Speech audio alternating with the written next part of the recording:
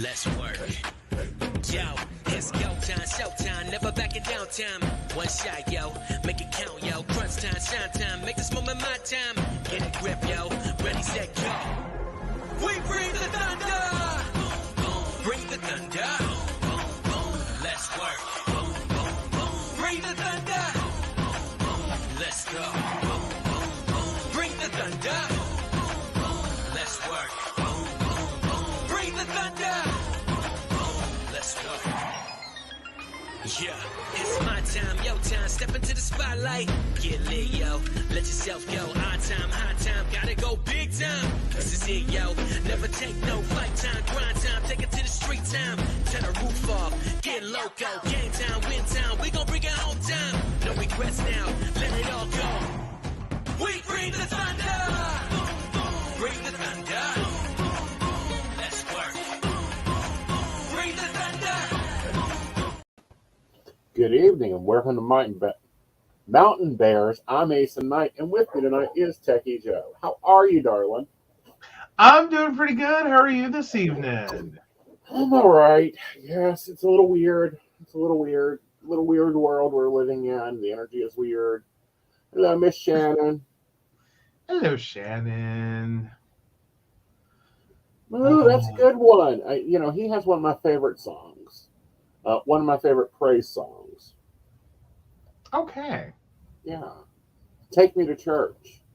Oh, well, there's that one. Yes. It's a wonderful song for a ritual. Okay. It is. Alrighty. Hello, Miss Brenda. How are you? Nice to see that you're caffeinated. We want to know what y'all are drinking, how your week has been. This is our Friday Fun Day show. But it's been an interesting shit show around here. To say the least. But let's start with our flashback to 1932. Take it away.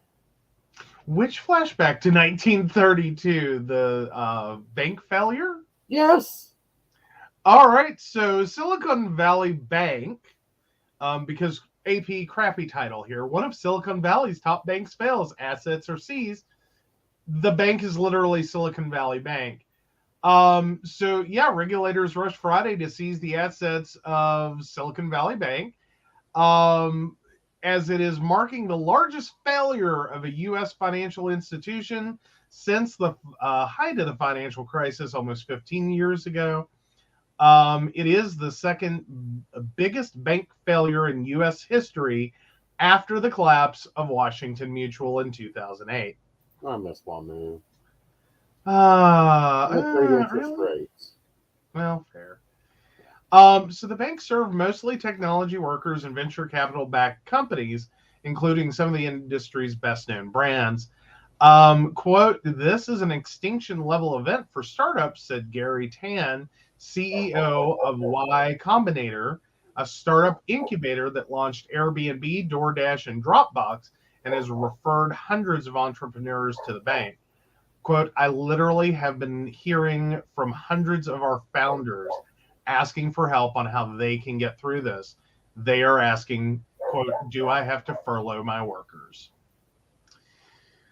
Oh, there appeared to be little chance of the chaos spreading in the broader banking sector as it did in the months leading up to the Great Recession. The biggest banks, those most likely to cause an economic meltdown, have healthy balance sheets and plenty of capital. Nearly half of the U.S. technology and healthcare companies that went public last year after getting early funding from venture capital firms were Silicon Valley Bank customers, according to the bank's websites. So literally half, or nearly half, of tech and healthcare companies that went public last year were funded by Silicon Valley Bank. Right. So that's kind of a big hole, big void there that they're leaving behind. ZipRecruiter, Shopify, venture capital firms. Yep. Yeah. Very big. Very big. Internet TV provider Roku was among the casualties of the bank collapse. It is said in the regular filings Friday about 26% of it is cash. 487 million was deposits at Silicon Valley. Raku said its deposits with Silicon Valley are largely uninsured, and it doesn't know to what extent it would be able to recover them. Yeah. So as part of the seizure, California bank regulators and the FDIC transferred the bank's assets to a newly created institution, the Deposit Insurance Bank of Santa Clara. The new bank will start paying out insured deposits on Monday. Then the FDIC and California regulators plan to sell off the rest of the assets to make other depositors whole. Right. So there was unease in the banking sector all week, with shares tumbling by double digits. Then news of Silicon Valley Bank's distress pushed shares of almost all financial institutions even lower Friday. Right. The failure arrived with incredible speed. Some industry analysts suggested Friday that the bank was still a good company and a wise investment. Meanwhile, Silicon Valley bank executives were trying to raise capital and find additional investors. However, trading in the bank's shares was halted before stock market's opening bell due to extreme volatility. Shortly before noon, the FDIC moved to shutter the bank. Notably, the agency did not wait until the close of business, which is the typical approach. The FDIC could not immediately find a buyer for bank assets, signaling how fast depositors crashed out. Right.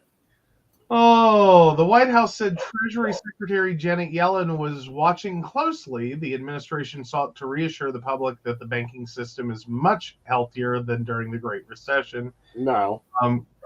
Pardon. Sorry, I disagree with you, Yellen. Janet, Well, you have faced off a few times, and you suck. You can't predict interest rates for shit. fair enough. Well, and I have a hard time with that sentence myself. Mm-hmm. For a different reason. It's like, I don't think it's wrong. Uh-huh. With the caveat of, if you ever thought that our current banking system was a healthy, safe, intelligent, well-functioning machine to begin with. Right. Well, let's take the largest bank in the world. Chase, of course. Is it? Yeah. I never keep track anymore. Like, I don't know. Yeah. The revenues are up, the dividends are nice and profitable, but no, they're operating in that 31 to 32 range, which isn't correct. Okay, the 31 to 32 range? Uh-huh. What do you mean? Meaning their stock should be priced around 250 to 280. Mm-hmm. Okay. Now, if someone was smart and was day trading today, they would have bought it when it was 128 and got the fuck out of it Monday morning. Fair enough. But yeah, no.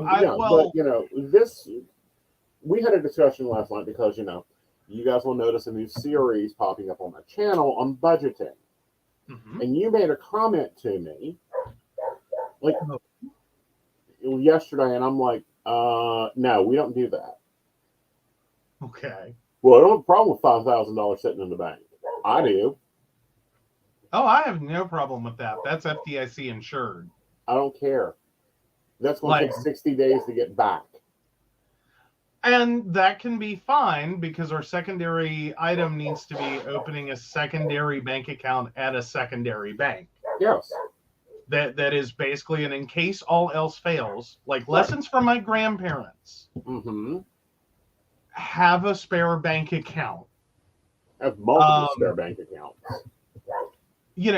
It's not like you have to have a life savings in there. It's just, when you have one primary bank account that your payroll goes into, mm-hmm. that all your bills come out of, mm-hmm. that you're buying groceries and shopping at stores and doing all the things, mm-hmm. lots of things can go wrong. Right. So if that's what you're going to do, then you need to also look at having just a little extra money. Like not a life savings, not enough to go on vacation with. Right.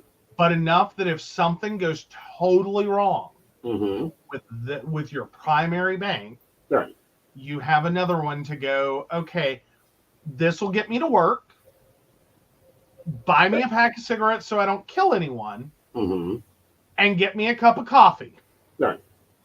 Just enough to keep you from losing your shit until you can go calmly talk to your normal bank about what's the problem.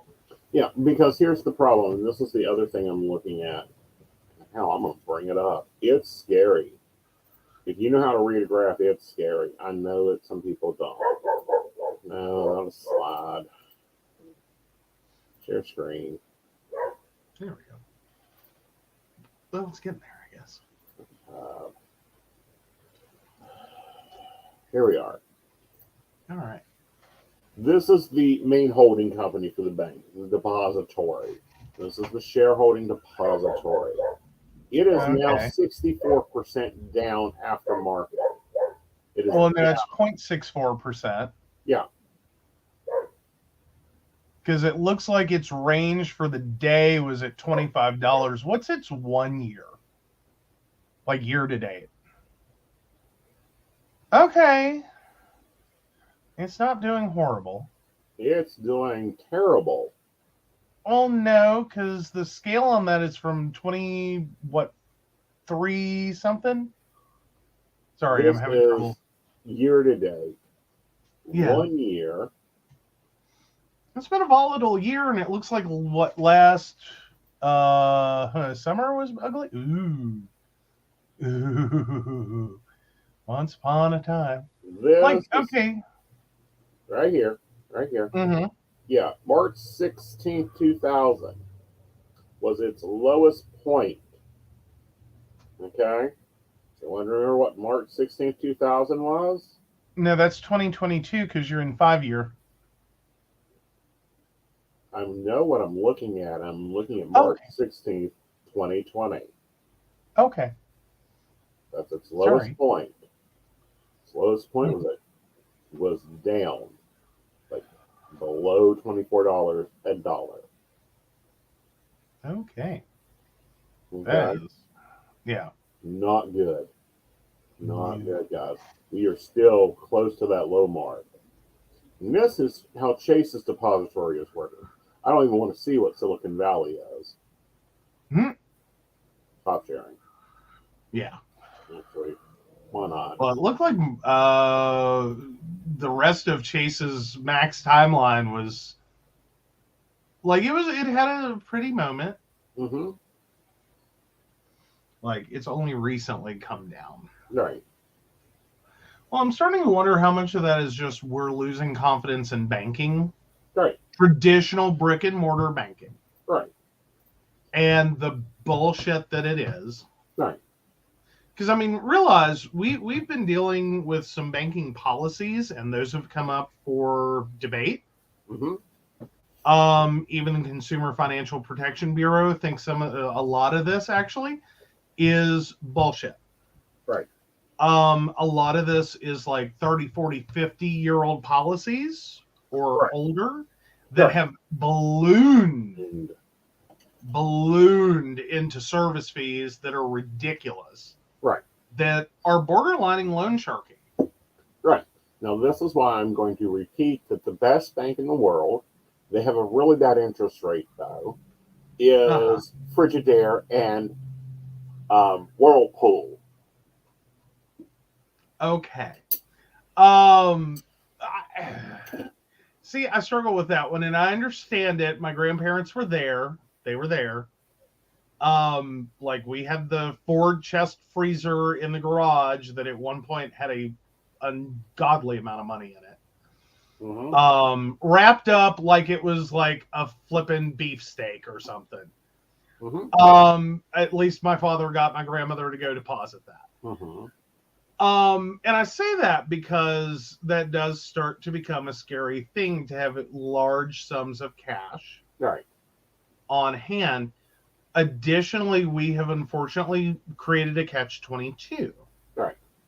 Is if you are limited in some directions as to what you can pay for cash. Right. Or pay for using cash. And certain amounts start to draw massive attention. Mm-hmm. And if you're driving on the wrong road Mm-hmm. at the wrong time of day and you meet an officer who knows the words asset forfeiture mean that he gets a bigger paycheck Mm-hmm.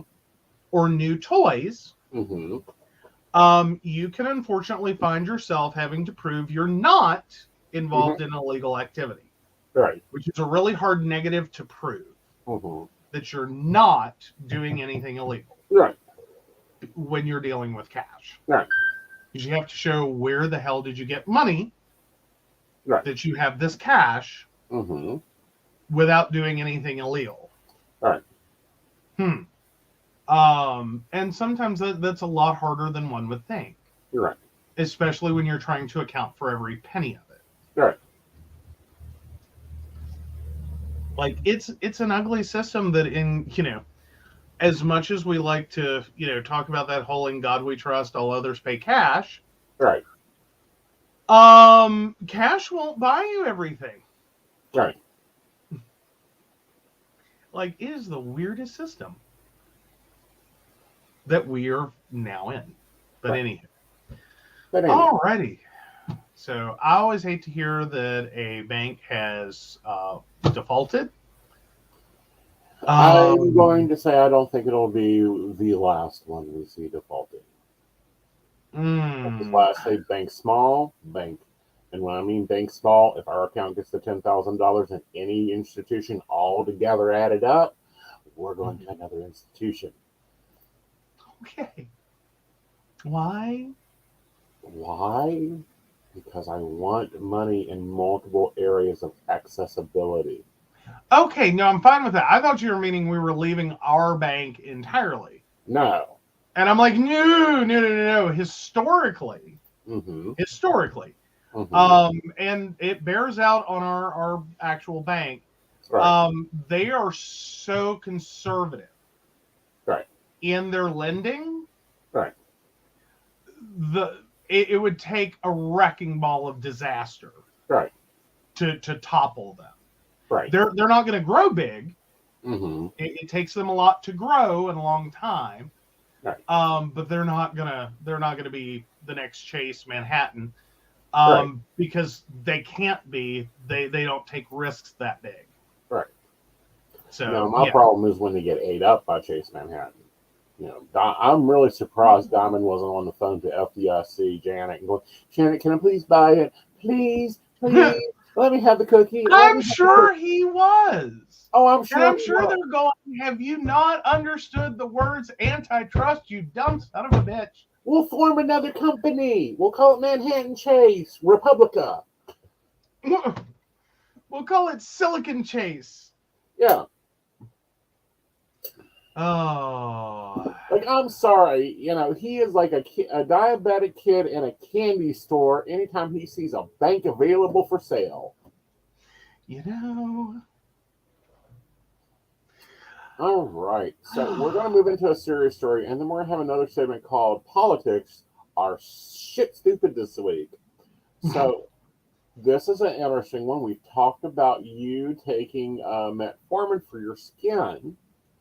Yes. This is interesting. Is metformin the new wonder drug, I wonder?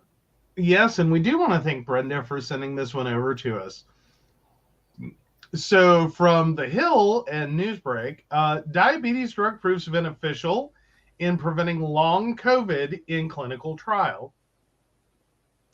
COVID-19 patients who took the diabetes drug metformin for 2 weeks after a diagnosis were less likely to develop long COVID-19 symptoms, according to results from a clinical trial. The trial enrolled about 1,000 participants who were symptomatic with a COVID-19 infection for less than a week. Participants were randomly selected to receive a placebo or one of three drugs: metformin, ivermectin, and fluvoxamine. About 6% of people who took metformin later developed long COVID-19, as determined by a medical diagnosis. In the placebo group, 10.6% of participants developed long COVID-19. This meant that overall people who took metformin were 42% less likely to develop long COVID-19 compared to people who got the placebo.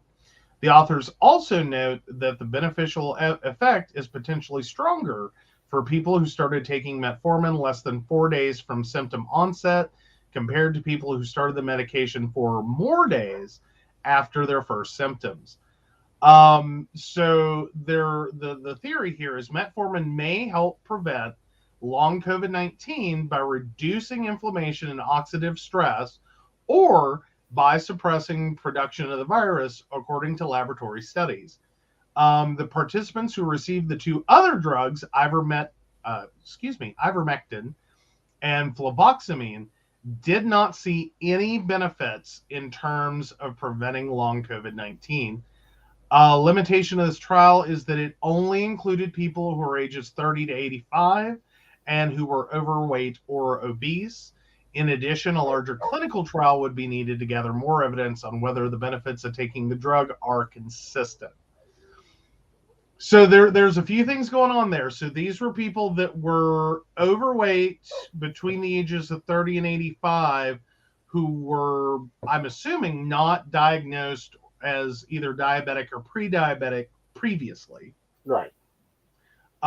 Who were short-term put on metformin after onset of symptom. So it really doesn't speak to people who are already on metformin. Right. Though one could extrapolate there may be benefit there. Right. I wouldn't guarantee that. You know, like your mileage will probably vary on that.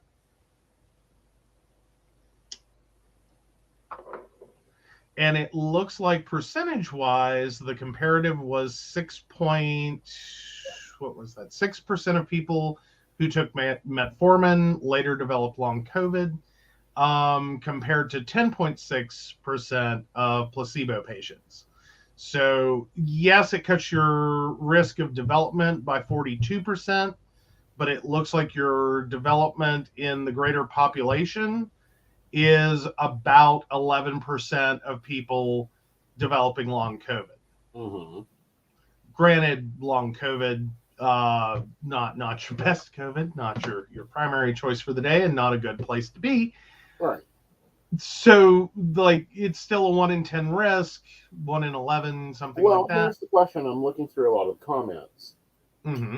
And this is what gets me, okay? Because we had some French studies that said smokers weren't getting COVID, were recovering faster from COVID or not catching COVID. We had studies that say that now metformin, and then we had studies in the U.S., of course, for you go, oh no, you're wrong. Smoking is the most dangerous thing in the world. It's got to be the most dangerous thing in the world because we tax it. We've got to have taxes, a reason to tax it, moral tax it.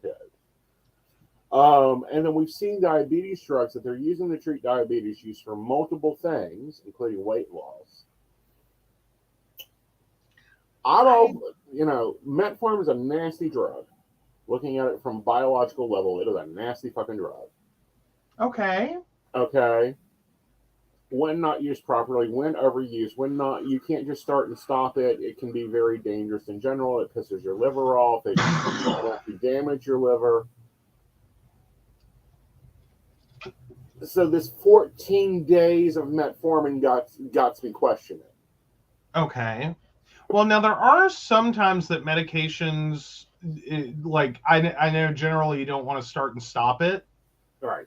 I think that more so has to do with long-term use. Like if you've been on it for 5 years, you don't just want to flip a switch one day and go, oh, I'm going to go off of it for 2 weeks. And then, oh, I'm going to hop back on. Right. Like that's not a, that's not a thing. Right. However, like there are some, medications, and I'm not saying this is one of them, just that this does occur, in which short-term use can be okay. Right. You still want to do all your normal monitoring, Right. And no, you don't want to keep yo-yoing someone on and off this med. Like once Right. you do it once, you really need to consider it the second time and the third and the fourth. Right. If you get to that stage of like, okay, what are we doing? Right. But what I'm fearful of this study doing is doing the same thing we have seen with the injectable medication. Everyone starts, oh, you got COVID, let me write you metformin. Boom, boom, boom, boom, boom, boom, boom, Yeah. boom, boom. And then the FDA is going, oh, you can't produce that much metformin. Well, some of it is that. Some of it is also the realization that I think we're taking a larger look at modeling, Mm-hmm. and literally looking at viruses and bacteria and like all the things. And I think we're looking a little more at using older meds Mm-hmm. or pre-existing meds, stuff that's still on the market or easily on the market again. Right. And looking for, okay, but what else could it do? Right. Like, did we miss some stuff? Like, we ran metformin through and what? Good Lord, how old is metformin? I believe it came out in the 40s. Really? Mm-hmm. Good grief. I didn't think it was that old. Like, did it? Sorry, I'm just looking up real quick because I'm curious now, and it's like, okay, like I truly did not think it was that old. Right.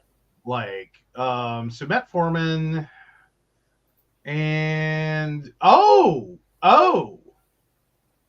actually, metformin was discovered in 1922. It is 101 years old. Mm-hmm. French physician John Stern began the study in humans in the 1950s. It was introduced as a medication in France in 1957 and the United States in 1995. Mm-hmm. That's why it seems so new to me. Right. So yeah. Yeah. Yeah. And what's interesting is it's also known as goat's rue. It's what?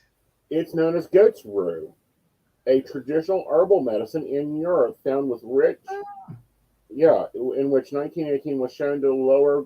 Okay, now we're getting into some more of the herbal, Aeson no shit. Well, yeah, and 100 years later, I wonder what else it does. Yeah.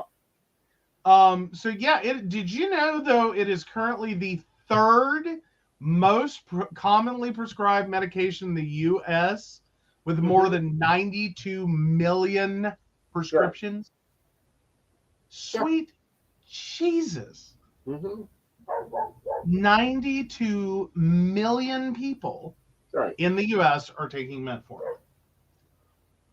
Okay. That's a lot. That's a lot. Right. Like, that's a lot of a lot. Oh, good Lord. So, yeah, type 2 diabetes, polycystic ovarian system, diabetes and pregnancy, weight change, life extension, Alzheimer's disease. Like, that's everything. Like, oh, yeah, that's everything it's being currently actively prescribed for, in addition to a few other off labels. Yeah. And now, like, I don't know. I think we're starting to reevaluate these meds because, again, the 1920s and to 1950s, even the 1990s, we were not doing the kind of modeling we're capable of today. Right. To know, like, potentially what all the med could do at various dosages and what all systems it may be interacting with. Right. And especially if we're not paying a lot of attention to the data from some of the studies on it. Right. To figure out, oh, funny thing, it does X. Right.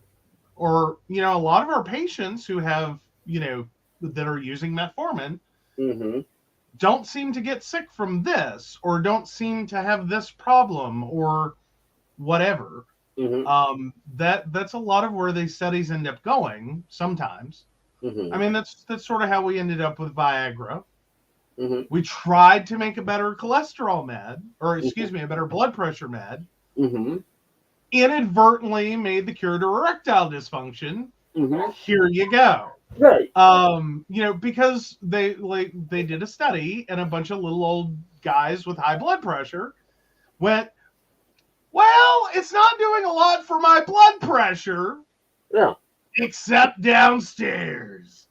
And then it's like, 5 out of 5. Please let me continue taking this. Well, and another, drug in the same vein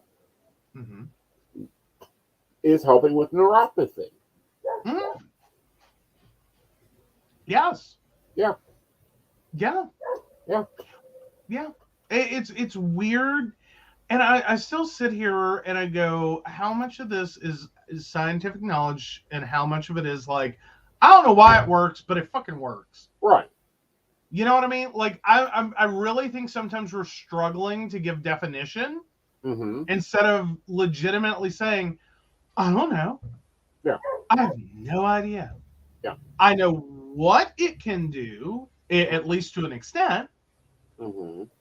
I don't necessarily understand why it works for this. Right. Or what role these things have to do. Because sometimes some of these research studies for the off-label uses are really stretching. Right. Well, it's not really stretching. It's really paying attention. And what I really have a problem with is that we have European medication that have been used for a while now. I'm talking 100 years to treat X, Y, and Z. And the U.S. is like, nah, you can just do that with this one. Well, yeah, it's sort of like the U.S. waited 70 years. Well, excuse me. So 1922 developed metformin, 1950, or I believe it was 1955? Yeah. No, 1957?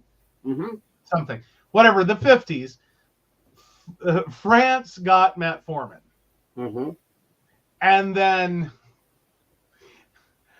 38 years later, the U.S. went, oh, we'll approve that. Yeah. Like, that's, I mean, one that really speaks to the slowness that our FDA has had in approving drugs sometimes. Right. Well, and that's like when we got together and I had to explain my, you were trying to understand my medications and why I was taking this and this and this and this. You were like, but that's not what that's used for. That's not what that's used for. And I'm like, oh, yeah. No, but this is what we use. If you combine this with this and this and this, you basically create a cocktail. Yeah.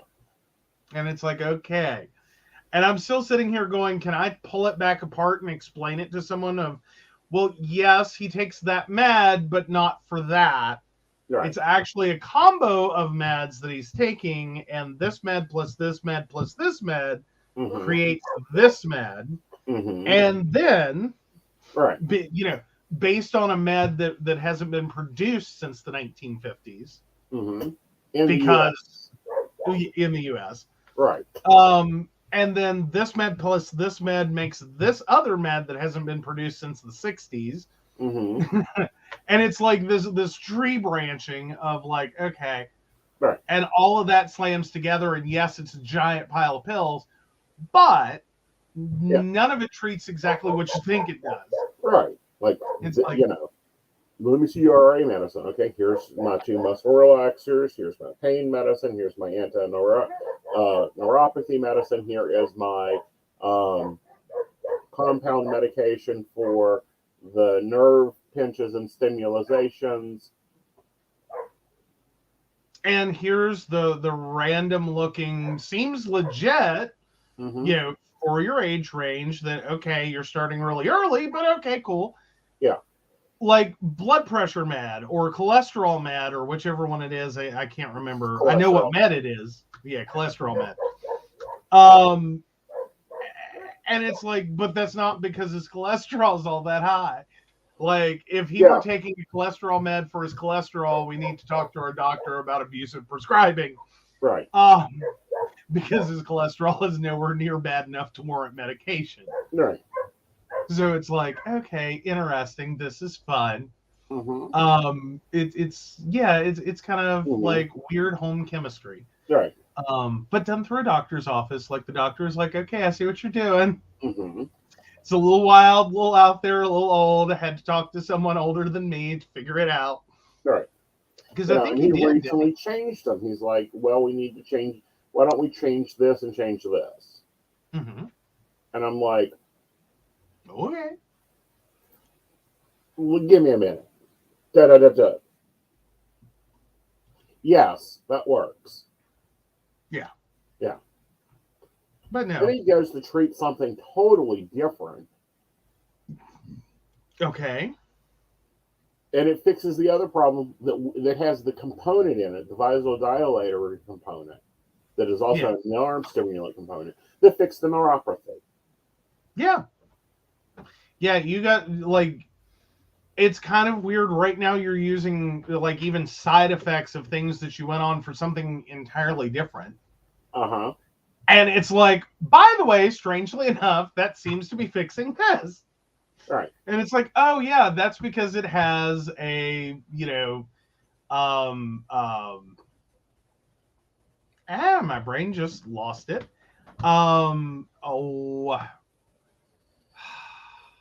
I keep wanting to say decongestant, but that's not the thing. It's anti-inflammatory action to it.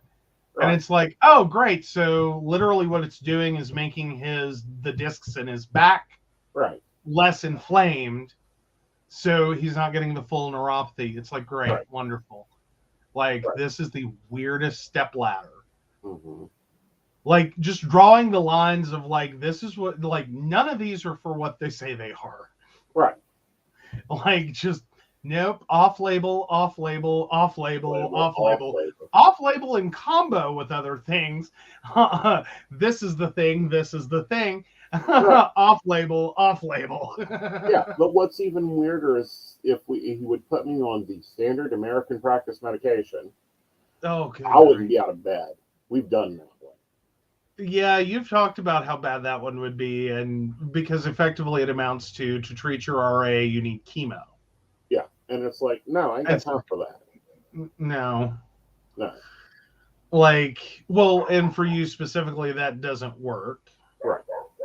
Your option 3, and the one that caused you to have so many problems in the first place was the combination of the multiple levels of degenerative discs in your back with the RA was the immediate fear of multiple doctor's offices that what you were going to show up and immediately ask for is pain management. Right. Like, bring on the opioids. Right. And you're like, I want to get out of bed, thank you. I do not want opioids at all. Well, exactly. Like, they don't do... Yes, they knock out your pain in much the same way that getting hit in the head with a sledgehammer would knock out your pain. It's just not very beneficial. Yeah. Like, you know, avoid being knocked unconscious. Right. Avoid being knocked unconscious. Avoid dulling my senses. Like, well, I don't know. I operate on my sixth sense, so no, we can't be dulling any of that. Nope. Yeah. If he's loopy and drooling in a corner, he's of no use to the psychic field. No. And, so it's a very hard thing to explain to the doctor. We do not change my medicine unless we look at the chemical compounds and understand if there is one word in there that says, that says anything about psychosis, dulling senses, not being, like, I go on antibiotics, I go to sleep. Guaranteed. Yep. Pretty much every time. I don't think I've seen you hit an antibiotic yet that didn't knock you. Right. Like, I mean, Benadryl, he just kind of laughs at. Yeah. Benadryl will dry. You'll get a clean house. You'll get everything done. And I'll still feel like shit. Does nothing for him. Right. But hand him a stack of antibiotics and he is out. All right, guys, let's take a break and we'll be back. Awesome. We'll be talking about the follies occurring in the Senates across the country. At least two. Oh, joy. We'll start with West Virginia. Yes, we'll start with West Virginia. Awesome. Hi, I'm Dottie the Psychic, and I'm sure you're wondering why I'm not wearing any makeup. Well, one reason is to irritate my social media manager, Aeson Knight. Hi, Aeson. The other reason is because I like to get to the naked truth about what it means to be a neurodivergent LGBT person with psychic abilities. I've got vlogs, blogs, and podcasts and videos all related to trying to live my best life and helping witches and bitches do the same thing. So, you can check all that out and get a reading from Dottie the Psychic at DOTTIEthepsychic.com. Safe travel and much profit to you. Do you have a cute pet? We know you do. Each week, Tracy Van chooses from submitted photos a featured reader for her Facebook page and provides a tarot reading. Your adorable pet cat, dog, rabbit, goat, chicken, snake, or more could be her next featured reader. Visit tracyvan.com, TracyVann.com, and click Featured Reader to submit. We look forward to seeing your pet next.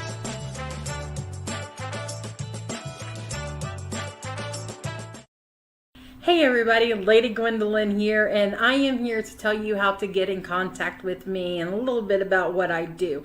I am the High Priestess that works with shadow work to help you grow and heal, and I work with access bars, Reiki, I do power forms. I'm recently getting into crystal healing, sound therapy as well. So you can go to Lady Gwendolyn Healing, that is LadyGwendolynHealing.com. Book your appointment with me. I do in person, I do over the phone, I do over Zoom. We can do that as well.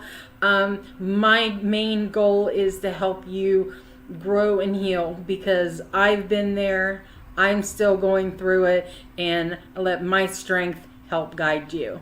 See you soon. Hey everybody, Natalie here from The Pendulum's Path. If you are in need of guidance, direction, spiritual connection, healing, or more, you have come to the right place. I have worked as a psychic and a medium for over 3 years, connecting people from all over the world with their loved ones, giving them insight and guidance into their current situations, their past healings, their blockages, and what they need to know in order for them to have a better future. It would be my absolute honor if you would come to my website at www.thependulumspath.com. Visit my shop. I have a whole bunch of crystals, oils, balms, mystery boxes, and more. And visit my services. I offer 15-minute, 30-minute, and 60-minute sessions. I also have email readings available if you're not comfortable with the one-on-one session with me, or if you just want to try me out. I encourage you to come visit me at the Pendulum's Path, and let's get you back on the right track today. All right. Right. Welcome back. Let's start with, let's start here at home in the Mountain State. Oh, yes. So Randolph County, you're on call. Yes, Randolph County Senator removed from Senate chamber. Mm-hmm. Oh, this comes to us from WBOI. So a West Virginia state senator was removed from the Senate chamber on Friday. According to the West Virginia Senate clerk, Senator Robert Carnes, Randolph, was removed just after noon. So Senate President Pro Temp Donna Boyle, R. Pleasance, moved to remove Carnes from the chamber after a disruption during a vote on SB 3542.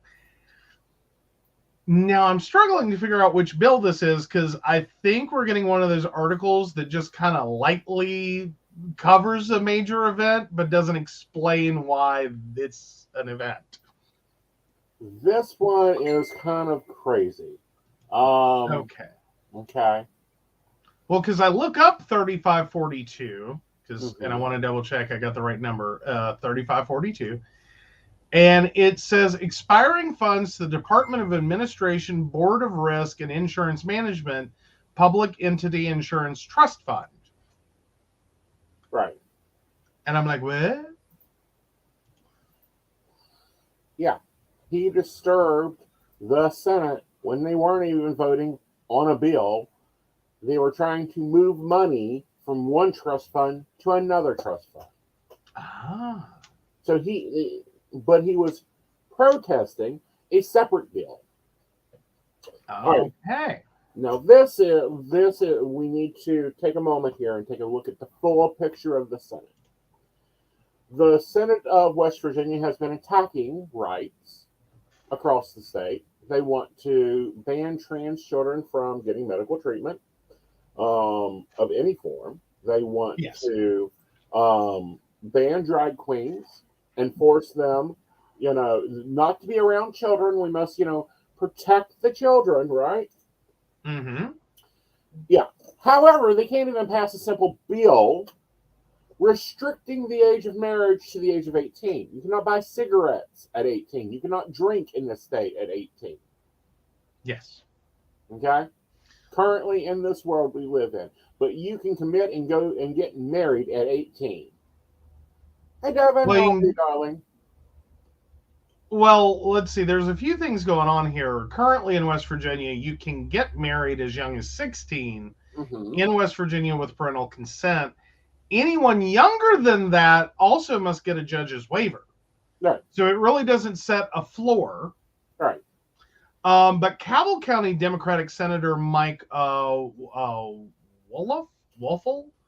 an attorney, said he represented a girl who got both married and divorced when she was in the 8th grade. 8th grade. Right. 8th grade. Yeah, we are. We just have not been scheduling. I've got to get the scheduling and calendar done this week to get everything up. But the shows will be on, even if they're not pre-scheduled. We've had some issues with pre-scheduling shows. We're going to be working that out. I think that we're going to have to take an Emily D. Baker move here. And we'll talk about that in a little bit into the show. Okay. Yeah. Now there's some interesting quotes in the child marriage article, real quick. Yes. So Senator Mike Stewart, a former federal prosecutor, said he supports the age of 16 to marry. Stewart said his parents, 50 years later, are, quote, giddy teenagers who were married at the age of 16. Putnam County Republican Senator Eric Tarr said he got married in high school, but understands problems need to be addressed in the bill. Quote, knowing what it means to be two mature high school students in love and getting married and creating a life together, that's a family born and a family that stays together, Tarr said. I think every one of us in this chamber values that and understands that. Okay, see, here's the problem. I don't give a shit if two 16-year-olds are getting married. I don't care if a 16-year-old and a 17-year-old or a 16 and an 18-year-old, or hell, I'll even go as low as like 15 and 18. Right. Like, I'm good with that. I can follow that. I can understand that. I think we could figure that out. Maybe it's not the best life choice. Maybe it'll end in divorce. Maybe it'll end in tears. Maybe it'll end in 50 plus years and going strong. No one knows. That's not anyone's problem. Right. It really, truly isn't. The problem is when you're talking about the ability for a judge to say, hi, 65-year-old groomer pedophile, you want to marry this 12-year-old? Well, okay, as long as the parents consent, I guess I'll sign this paper. Right. Literally in West Virginia, that can happen. A 12-year-old, a 65-year-old, there's no limit other than a judge has to sign a waiver and go, okay. All right. Like, maybe it's the judge's golfing partner. I don't know. You'd hope a judge would have more sense, but Well, again, it has to do with, well, and we talked about this. There was a judge in Fayette County that all you had to do was invite him over for drinks and you could get things took care of. Mm-hmm. Happens a lot. Now it's created problems throughout the century, but happened a lot in West Virginia. Do I think that he was the only judge that could ever occur with? No. No. Do I think that we have a problem when Republicans want to restrict alternate, performing arts, wants to restrict medical care for our children, doesn't want to increase the food benefit for our children when 1 in 6 in West Virginia are going hungry, but want to scream, but the children, and now wants to marry them off as soon as possible. Yeah, well, here's the thing. I like, okay, so you're telling me the state of West Virginia, our Republican leadership feels that going to a drag queen story hour is harmful and detrimental to children who are in a room with a man dressed up as a character who is performing as a character that is stereotypically female, like a princess, but is keeping to that character, right? Not some weird, lewd, obscene thing, right? But just doing a character. That's inappropriate and harmful to children, right? But we don't have a problem with the fact that in West Virginia, a 65-year-old and a 12-year-old could get married as long as a judge signs off on it. Right. A 65-year-old and an 8-year-old could get married as long as a judge signs off of it. Yeah. Because that's what these articles are telling us. There is no limit, except we rely entirely on the good graces and intelligence and the good decision-making of a judge to say no. Yeah. Not happening today, Victor. Now, I'm not accusing judges in the state of being incapable of doing that. I'm just saying that seems like a low bar. Right. That, like, why would you even start to put a judge in this position to decide that? Right. That's a hefty power to decide the fate of, and as has happened, an 8th grader, so a 14-year-old, if I remember my ages correctly, that would be a 14-year-old, I do believe. 8th grade? 14 or 13? Give me a minute. Okay. Sorry, you got to keep in mind I graduated high school at 17 because I have a July birthday. So, like, when I think about 13 to 14-year-old. Yeah, so 13 to 14-year-old 8th grader can get married and divorced while still in the 8th grade. Right. Like, think about that. That's a lot. Like, getting married seems like a lot for someone who's 13 to 14. Getting divorced on top of that. Right. Like, you turn 13, you get married. By the time you're 14, you're divorced. Right. What the hell? Right. What the hell? Oh, thank you, Shannon. Shannon pointed out 13. Yeah, 13. She's already on her first marriage. Already on her second. Barely on her first period. Yeah. Like, Jesus Christ. Yeah, but the drag queens are the groomers. Really, I think it's more the Republican senators are groomers in this state. Just lock them all up. Yeah, really. All right. Like, so moving on to even more illustrious senators. Oh, yeah, it gets better. Yeah. Yeah, this comes from one of our clients, actually. So mega lawmaker censored for calling fatal child abuse a, quote, benefit to society. Oh, strap in. This is a fun one. And not in a good way.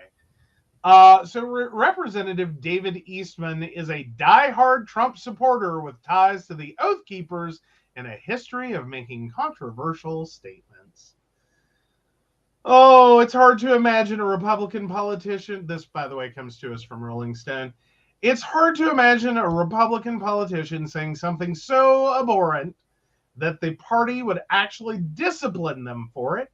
The GOP has tolerated, if not condoned, white nationalism, calling for violence against political opponents, an attempt to overthrow the democratic process, and fabricating an entire backstory to con voters in a swing district. The party, at least in Alaska, seems to have drawn a line at touting the benefits of children dying from rampant abuse, with the state house voting 35-1.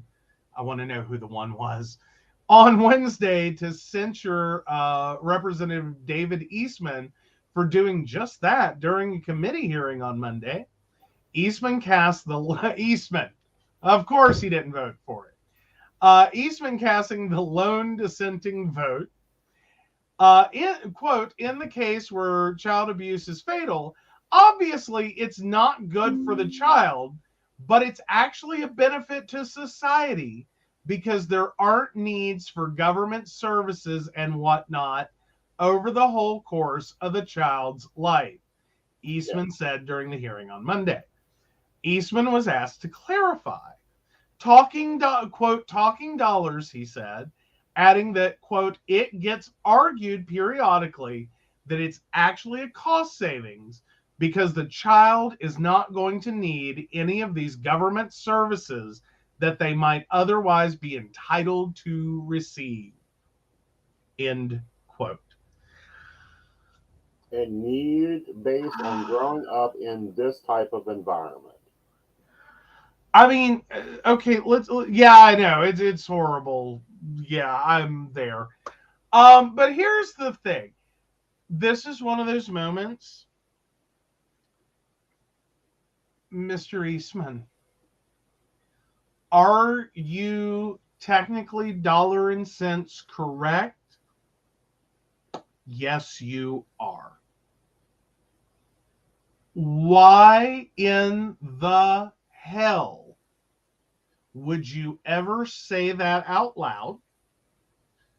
Why, given the opportunity to think more about the morality of what you just said, the non-dollar and cents cost of this, would you not take that opportunity? Because you got it like twice in the same conversation. 3 times because I'm looking at an interview. Okay. Yeah. So it was probably closer to 3 times. Yeah. You got multiple opportunities to go, you know, I understand what I said was inappropriate, that I unfortunately got bogged down in the numbers and did not mean to suggest that it was good that children died. Like I don't know how a decent human being, having this like repeatedly shown to them, could have skipped that part. Mm-hmm. Like, explain that to me. I love the comparison that was made about it's along the same lines of if you hit someone with your car, throw it in reverse and make sure you kill them because it's cheaper for your insurance if they're dead than if they keep living. Technically true.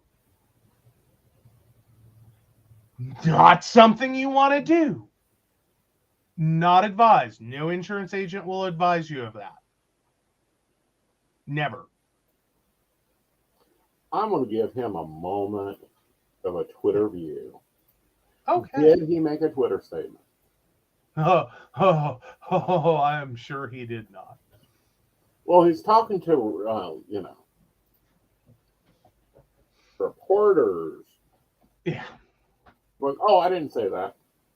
Really? It's on your fucking video camera. We have video proof. Yeah, we like there's very much video. Oh, so Eastman has been censured before too. The Alaska State House, then controlled by Democrats, voted in 2017 to rebuke Eastman for telling multiple news outlets that some women get pregnant on purpose so they can travel to a big city.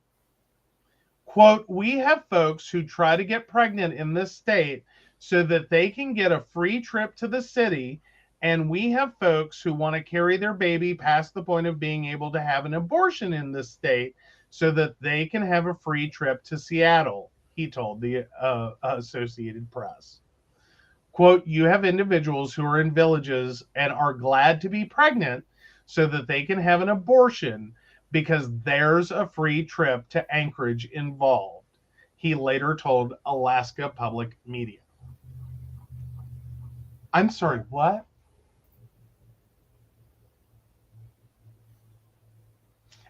What? Explain it to me like I'm 5, because I do not think that has ever happened. Like, So how's Twitter looking? I'm going through it. He has not made comment on this. He has called the FBI the Organized Crime Division. He has still preaching anti-vax. He's still a COVID denier.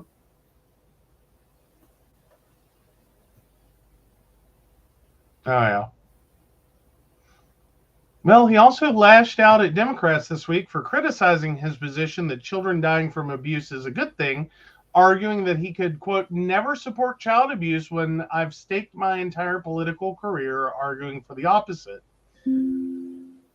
Eastman described abortion as the ultimate form of child abuse in a 2017 resolution. Like, he hurts my head, he hurts my head, he hurts my head. I'm sure most people that he deals with get headaches. Mm-hmm. Like, Excedrin, if you're looking for someone to sponsor, at least give out free samples during any moment he speaks. Well, here's the thing, and this is what, when we have people that make these statements and they're censored, I think they need to be more than censored. I think they should have to. Well, and I've got a few things going on here in my head lately. Okay.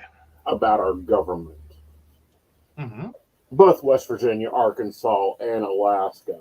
One, if you have ties to a hate group, you should be removed from office. You should be removed from office. The Oath Keepers should be declared a hate group, and they should remove all members from office immediately and call for a new vote from that district. Yeah. I mean, it sounds like his district would far benefit. Yeah. From right. Don't know what you were thinking voting for this dude. Mm-hmm. Man, he gets dude. Right. Like this is a senator bro. Right. Okay.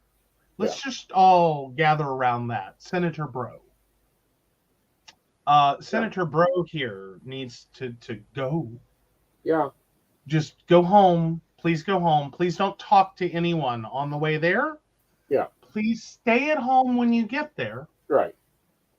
Please try to avoid talking to anyone until at a nice, comfortable point in your life where you no longer have a pulse. Right. Of natural causes. Mm-hmm. Like, I'm not wishing you dead. I'm not, like, encouraging that. Right. I'm just saying, just don't talk to anyone for the rest of your natural life. Yeah, and apparently he can't form a sentence because all he does is we treat a lot, which I know is common. Yeah, it's just... Yeah. Ooh, it's interesting. Like, I can't imagine. Yeah, I cannot imagine this. Okay, I cannot imagine the brainchild here that creates this bullshit. All right, so back to West Virginia. This is not on the news media, but this is something that's been aggravating me for a little while now. Oh, I'd say 2 months. Okay. You know the story, so you don't need an article on it. You know that Jim Justice is now treating the foster care system like he's taxes? Oh, yeah, that's been a fun one that is actually directly affecting someone we know. Yes. Who's actually been vocal in the news and quoted. Right. Yeah. Yeah. Yeah. So there's a payment system debacle going on in the state of West Virginia that controls the payments for foster parents, which, because the state wants to be really clear about the fact this is not income, this is a reimbursement. And hi, I'm sorry, it's kind of income. Right. Because one, kids aren't cheap. Two, it's West Virginia. Have you seen our job market? And three, have you seen how much the cost of everything has gone up over the last few years? Right. I don't think there's that many people fostering children in the state of West Virginia who don't really need the money. Right. Like, this is not an abused program. This is not a program I wish it extended, and probably should, to many more families throughout the state, because, quite frankly, I don't know how in the hell most people in the state have a family on what they make it work. Right. Like, it's like, if you've got one kid, I applaud you. I don't know how the hell you're making that work, let alone 2 or 3 or more. Yeah. Like, it's ridiculous that everything has gotten to this point. Right. So, yeah, that said, so this system is now failing. They're in the process of converting it to a new software. So the software, for instance, was supposed to have paid out checks on February 5th, for example. That is its normal date that the recipient gets a check. That didn't occur. They have since called. Turns out it's not an uncommon thing, but somewhere in this process, the children were wiped out of the system. Yeah, wiped out of the system. Like, they lost children in their system. At least as far as benefit payment. Apparently, the good news is at least DHHR still knows that they need Medicaid. No.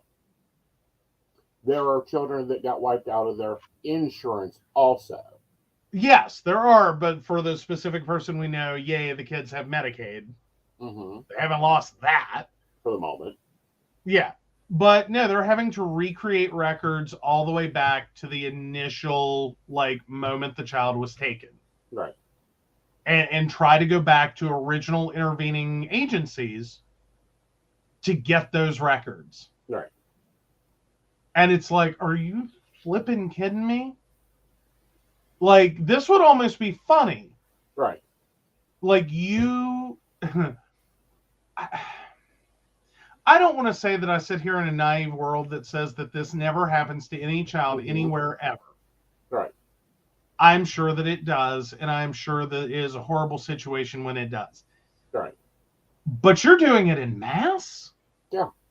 Like, you are repetitively failing and losing these kids just trying to pay the foster parents. Right.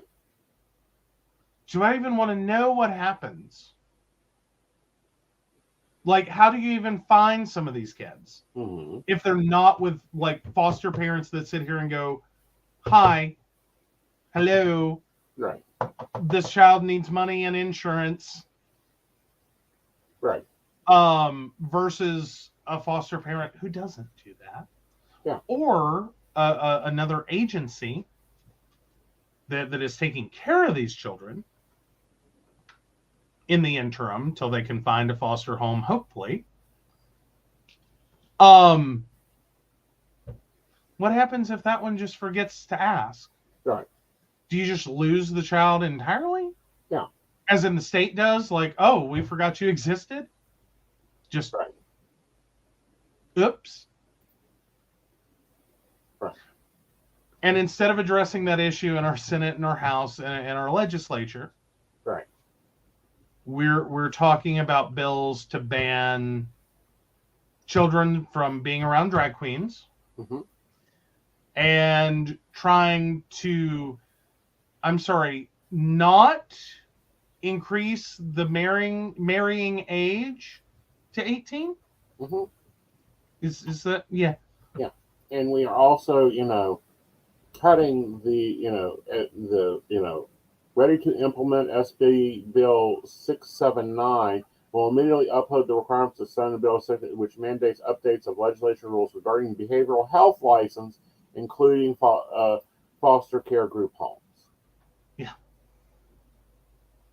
Well, Shannon points out their social workers should have physical files, but that's if their social worker does their stuff like they're supposed to. And that's assuming that those social workers even have time to go back and double check. And to find the files. If you have 78 cases, and we're talking if a child goes into foster care at, say, age 3, and they stay in foster care up to age 18, that paper file should be about this thick. 2 or 3 binders worth of paper. Potentially, yes. Try 58 of those in an office and going, oh, you didn't get your check. Oh, let me find out where you are. Let me find out who you are. Yeah, that's got to be the scariest sentence any of these foster parents are ever hearing. Heaven forbid these are kids that are, in process to be reunited, because that is supposed to be part of the goal if it's possible. Right. To reunite. Can you imagine from either side of this calling DHHR and hearing who? Right. I don't have a record of that child. Right. I don't have a record of that child. I can't even imagine hearing that on the phone. Right. I don't know who you're talking about. We have no record of that child. Right. My brain would explode. There was a I would end up to be really serious for a second. I would be arrested in that moment because the things that I would say and do would be bad. So back during Christmas, there was a TikTok account that was telling true stories of foster care. One of them was blow my mind. Like they got a kid from foster care. They wanted to have the sibling over for Christmas because they were also in foster care. The worker didn't want the supervisor didn't want the reunitement of the siblings. So one of the kids was in one home, one of the kids was in another home, and so they finally let it happen the day before Christmas. The foster parent went and rushed and bought Christmas presents for this additional child, because they felt it was unfair that they would basically get toiletries from the department for Christmas presents. And then had the child for an additional 3 weeks. Oops. Someone forgot to pick them up. Forgot to pick them up. Didn't know where they were for 3 weeks. This is what is going on in our foster care system. We have children in juvenile detention because they don't have homes for them. Okay? We have foster care workers managing 78 kids. Where they are, what they're doing, what their medical care is, where all this is. And they can't even pay the checks for the families to take care of them. Well, and more importantly, at 78 kids, how? How do you manage 78 kids? Yeah. How are you, because aren't most of these social worker visits, like if you're talking 78 active cases, right? Not okay, we've placed you, you're now in a continuous situation, like we're comfortable with your foster parent. This is going to be an online ongoing, or you've been adopted by your foster parent. It's a long-term situation. We don't feel like we have to come visit you all the time. We feel confident. Right.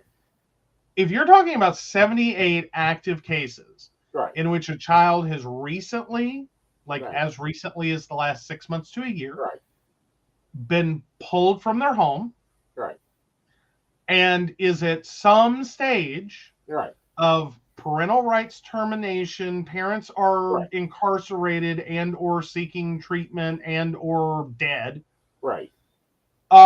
and you're in a temporary foster placement for the moment, and you need psych services, medical evaluations, nutrition evaluations, educational evaluations, mental health evaluations, to see what damage has been done to you. out of the situation you came out of. Right. How? Right. How does one social worker have 78 of these? Yeah. I mean, because I'm assuming you're not working Saturdays and Sundays. Right. You can only work 40 hours for the state. They don't pay overtime. First of Well, all. okay. Second of all. Let's forget the overtime. Like I figure most social workers in the state, like 40 hours is a joke. Right. That's what they get paid for. Right. But Devin, in that story, no, the foster family actually called the social worker, and the social worker had no clue who they were talking about, where the child was, who the child was. Yeah, that's well. No, I think actually in our friend's situation, was it not that their original social worker had left? They had to go back to the case that we know personally. They had to go back to the adoption agency and get the records and send the records to the to the DHR because they didn't have them. Luckily, the adoption agency had the original official records. Granted, they have the other records that they have luckily kept. But this is ridiculous. Yeah. This is ridiculous. Okay? We don't want anyone reading to our children. We want to marry our children as fast as we can find old men to do that. And then the people that open their homes and their hearts to children to take them in when they have been abandoned, abused, whatever, neglected. Mm-hmm. We don't want to pay for that child's care when they are a ward of the state. Or, this is the deal they made. Yeah. And then in this state, what gets my bluff even worse is we are cutting benefits of feeding children. Why we sit on $1.2 million of a rainy day fund? Yeah. Well, and moreover, in this situation, because now it's not like, okay, so the first check was supposed to go out to them like February 5th. We are now up to March 10th. So not only have they not gotten the February 5th check, they have not gotten a March 5th check. Uh-huh. And no one's getting rich doing this. And guess what? They're also not getting their health care. Yeah. Okay. So if you have a child on ADHD medication, which I don't know, let's take one.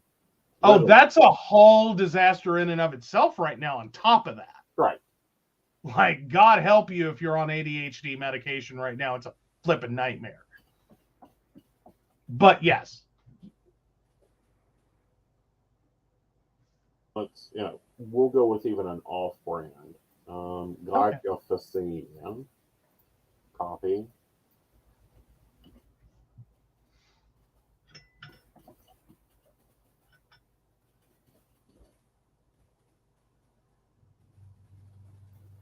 Hello, Good RX. We are nice to have you around here. Hey, all right, there you go. Brenda. The average prescription is twice a day. Mm-hmm. Okay.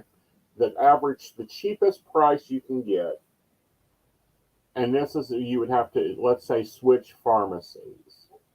Mm-hmm. Okay, in our local area is $237. Mm-hmm. Okay. In your contract, you say you will be sure that the child follows medical recommendations. Right. So even if you got your check, you're now spending $200 because the child no longer has insurance. Yeah. Or you didn't get your check and they don't have insurance. Mm-hmm. So, you're double damned. Right. Because now they don't have insurance, therefore cash out of pocket, and you're not getting reimbursed for anything right now. Right.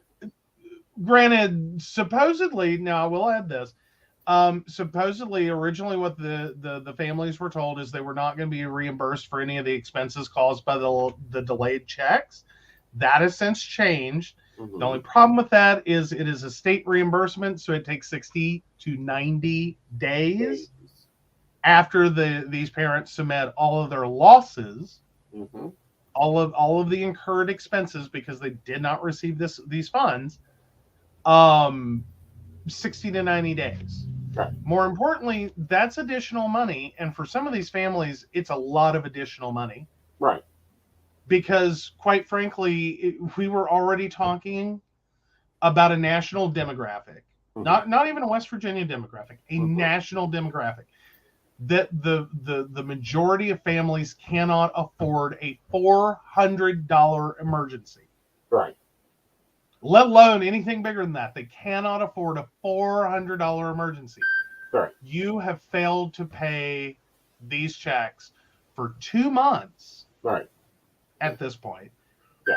We're well past a $400 emergency. Yeah. We're talking about people's powers getting shut off, people's vehicles are getting repossessed. Right. Like they're not able to buy meds, do anything for groceries, themselves. The clothes the children need. If you have a 5 or 6 year old, if you think you're getting clothes for more than a week, to last. And the horror reality, the horror reality is effectively some of these kids were pulled out of situations of, not just abuse, but more importantly, neglect. Part of that neglect was most likely not having electricity, not having food to eat, not, having health care, not being properly treated for their medical needs. And right now, the state is sitting here because of a systems glitch. Putting families, foster families, people who legitimately signed up because they're adults. And they can handle this shit. Because I can do this. Being financially forced into a position where it's like, with what? Like, okay, can my check be a few days late? That's fine. I can handle that. A month? Okay, that's a lot for me to take on, but I can maybe make that work. And see, this is the problem, and this is a bigger problem throughout the state. We're now gotten to the point that it's the foster care families that are suffering. Before this, it was the workers in the foster care that was the step before the children get pulled out. They send in services. They've been known to go 90 to 180 days without a paycheck. Yeah. Well, I think some of that is the long-term effect of this. Like, these are the survivors. Yeah. So these are either your best employees or your very worst employees that are left. Either these are the employees that were like, you know what, I in my heart of hearts, will do whatever I can to protect these children. And I'll live without food and shelter and everything else to make sure that happens. Or I'll drop everything on a credit card, and wait my 90 days, Yeah. That's the good employees. Yeah. And then you have someone who is willing to work for an agency, a government agency, at least long enough while they're getting paid, and then they'll up and quit whenever, because this was the only person that the agency could hire. Exactly. Okay. Like everyone else went. First, they weren't paying the people that try to prevent children from going into foster care. Now they're not. Now, and the foster care system in itself is so labor-barren that they have children in freaking juvenile hall. They have children in psych wards that don't need to be in any of these places because there's nowhere else to put them. Now, never should it be said that this is a great and wonderful job that everyone should be interested in. It's a horrible job. No one wants to be a child social worker. It's a horrible job. Like, you think teaching's bad? Yeah. Oh, fuck. Try being a social worker. I cannot imagine like, teachers deal with a percentage of their students that they know are going home to bad situations. And eventually many of those teachers catch on to how bad the situation is. They're, for most social workers, at the point in which they become an active, long-standing case, there's not one of those kids that might be going home to a bad situation or might have problems at home. Oh, it's bad. Yeah. It's just bad. And it just gets worse than bad. It's the stuff of nightmares, depression, emotional breakdown, and inability to continue doing the job. Right. Bad. Right. This is why we have a shortage of child social workers, because the crap they see is trauma. Just pure trauma. Pure trauma. So anyhow, so now they've Big Jim there rolling around in his, caddy, refusing to live in the governor's office because it's, the governor's mansion because it's too low class for him, refusing to pay his taxes, is now refusing to pay for our state, i.e. us, our children. Yeah. And I'm just sitting here going, how can you not just cut a check? Fuck where the money comes from. Yeah. Fuck where the money comes from. We're not talking about 3,000 families. This is roughly, 300? Mm-hmm. 300 families. Pick up a goddamn phone. Uh-huh. Call someone, go, how much? Just how much? Yeah. Write them checks today. Deposit it today. I don't care how they get the money. Right. Load it up on a Visa card for all I give a shit. No, we're not going to go back and change it if they finally get a check from us in 6 months. I don't care. They deserved it. They earned it. Yeah, Right. they can reimburse the expenses that we incurred for them too. Right. But get the kids the services and the support and the food and all the things they need. Point blank. And be done with it. And I'm took back into stories, because I wasn't there, back in the 1940s and 50s. If you were on cash assistance or whatever, you had to make your little way over to wherever the welfare office was, wherever the social service office was, and they would have to hand you out the exact amount of whatever. They didn't give you a check. Mm-hmm. They would give you cash. Why is it that we are so technologically advanced that I can receive payment within minutes from Dublin, Ireland, from all around the world, but the state of fucking West Virginia can't write a damn check? Yeah, which is one of the oldest financial instruments next to cash. Right. Like literally, I mean, it's right there. It's kind of like salt, gold, cash, sugar, check. Yeah. I mean, like in the age progression. Right. Like, So we're not if you're asking in the state to West Virginia, Venmo you may anyone. want to give your Republicans and your congressmen and your senators, drop them a phone call. Yes, please. Send them an email and remind them that wards of the state means that they are within the control of the state, and it's their job as parents of these children, because they are now government employees, state employees, so that makes them in charge of these children, to pay their bills. Yeah. All right, let's take a commercial break. Ensure that they are cared for. Yes. Instead of plunging these families, because I'm sorry. Right. There's a reality here to consider. West Virginia is not a highly lucrative state to live in. Right. Like, let's just all admit that our median income is bullshit. Right. And that's about how far it goes. Right. Our median income is to the level of bullshit.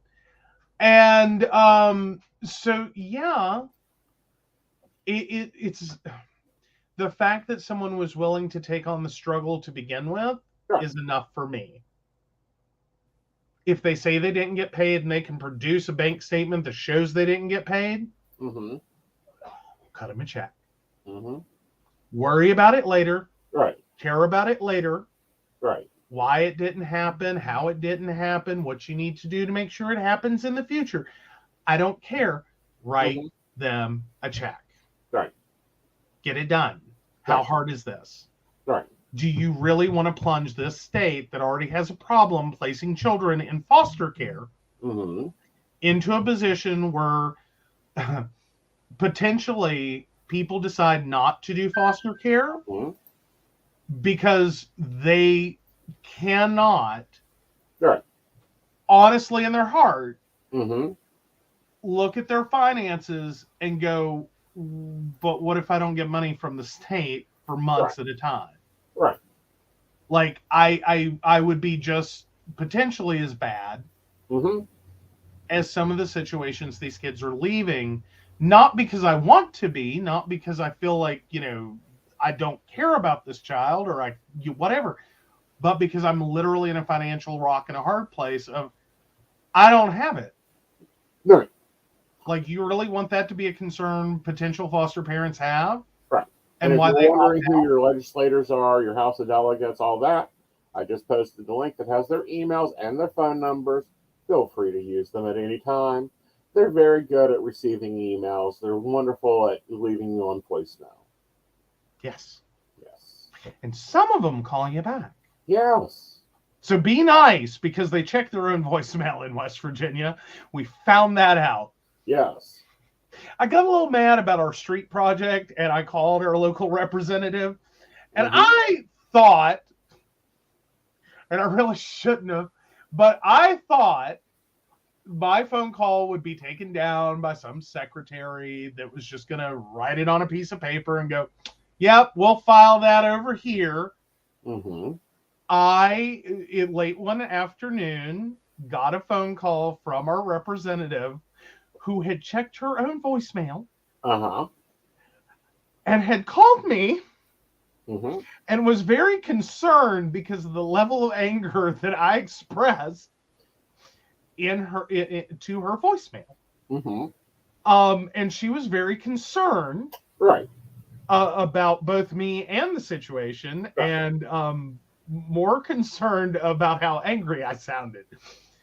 And I got very embarrassed. So Dr. Staggers should have just told her who your husband was.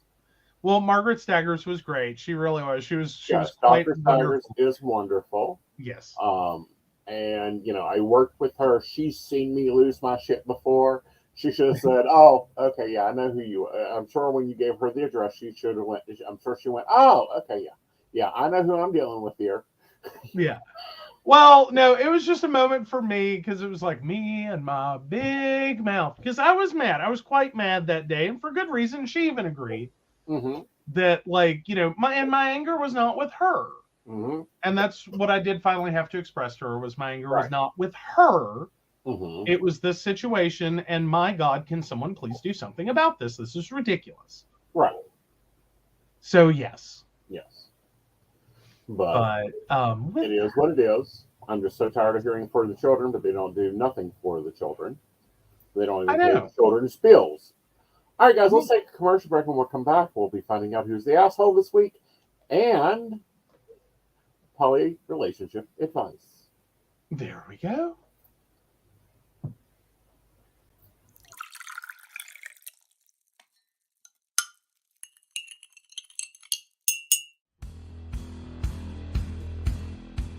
Welcome back, Goblins! My name is Jason, and I am the host of the Esoteric Book Club, a podcast that examines titles on the magical, paranormal, the mysterious, and the strange.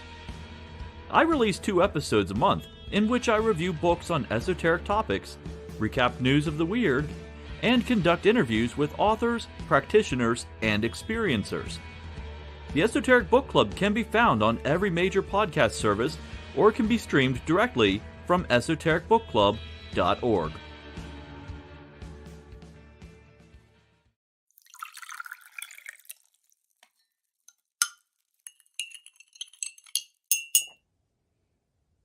Hi, I'm Tracy Van. I provide a blended reading consisting of mediumship, psychic, and tarot cards. A reading from me can cover any guidance you need, from relationships with your partner or your family, spiritual, financial, any questions you may need clarity on. If you would like to book an appointment with me, check out my website, tracyvann.com. That's TracyVann.com. I have bookings from 15 to 60 minutes you may choose from. That helps if you just have a quick question, need an answer, or if you're looking for a reading in more depth, I'm here to provide the guidance and clarity for you. Let's just figure it out. Bye.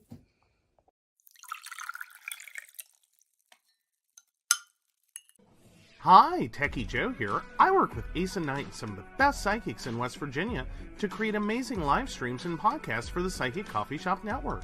Together, we brew up great content discussing news, events, hot topics, and more, all from a psychic perspective. On the Psychic Coffee Shop, we interview amazing authors in the metaphysical realm.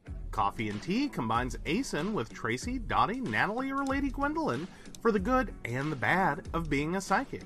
Shameless Self-Promotion with Dottie the Psychic talks to leading and emerging YouTubers and business owners in our community.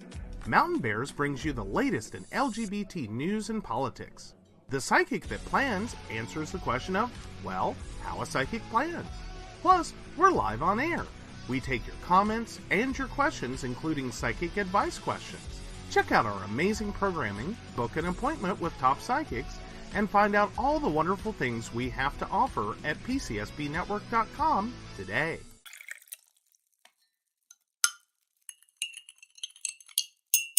Hi, I'm Aeson Knight. I provide tarot readings covering everything from love and relationships to your life questions and your most spiritual answers.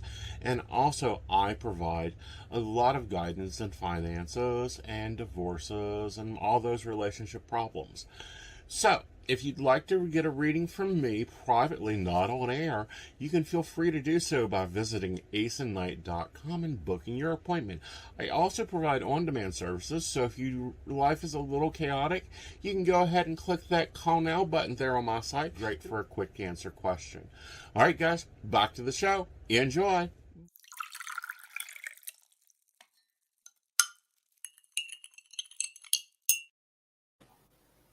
All right. Yes. All right, so let's start out with, are you an asshole? All right. Am I the asshole for not helping my wife with the kids when she wanted to keep them home from daycare and I have to work? So my wife and I have two kids, one who is a bit over 2 years old and another that is 5 months old. I work Monday to Friday, 9 to 5 from home, occasionally go into the office. My wife is on maternity leave and taking care of the 5-month-old. I take care of the baby for overnight wakings and feedings. The 2-year-old is in daycare. Whether I send my kid to daycare 1 day or 5 days a week for 1 hour or 8, it costs the same. My wife likes to pick up our toddler from daycare around 3:15 every day instead of letting me go when I finish work, because she doesn't want our kid to be there so much during the day.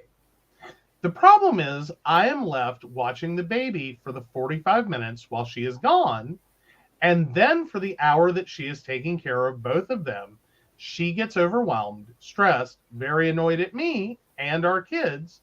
It's just not great overall. Every day my wife tells me that she is exhausted. She has no time for herself. She doesn't get things done that she needs to. She's overwhelmed. Just wants to relax when the baby naps, etc. I try to help out with the baby during the day when I can, like feeding and putting him down during my lunch break. I just try to be available throughout the day if my wife needs me. Anyways, on to the main point of this post. Last night, my wife tells me she wants to keep the toddler home from daycare today. I told her that I didn't think it was a good idea. How was she going to feed and put the baby down for a nap while taking care of toddler? She already gets stressed and overwhelmed just looking after the baby. Why put herself through more stress? I told her that I could not take the day off of work and she would be alone taking care of both kids. She said she really wanted to spend time with both kids and felt like she doesn't see our toddler enough. Fine, no problem. If she wants to do this, it is up to her. I reiterated that I would not be around to help. Cut to this morning. I got up at midnight and 4 a.m. to take care of the baby. I get both kids ready and made breakfast for everyone. I start work, and sure enough, 20 minutes after I started, I hear my wife trying to tell our toddler that she just needs to go in the other room to put the baby down for a nap. Of course, the toddler doesn't want to leave her side. Toddler starts crying. I can hear my wife getting frustrated. Wife finally leaves to put baby down and comes back. She now has to juggle going back and forth, trying to settle the baby by putting the pacifier back in. We were starting some sleep training. And toddler who wants all of her attention. Finally, baby gets settled. Wife is obviously stressed and tired, and it's 9:45 a.m. She comes into my office where I am working and asks, did I not hear her struggling? Why did I not come and help? Am I the asshole for telling my wife, I told you so, that I said I would not be around to help, and this is what you get? That she should have let me bring our toddler to daycare.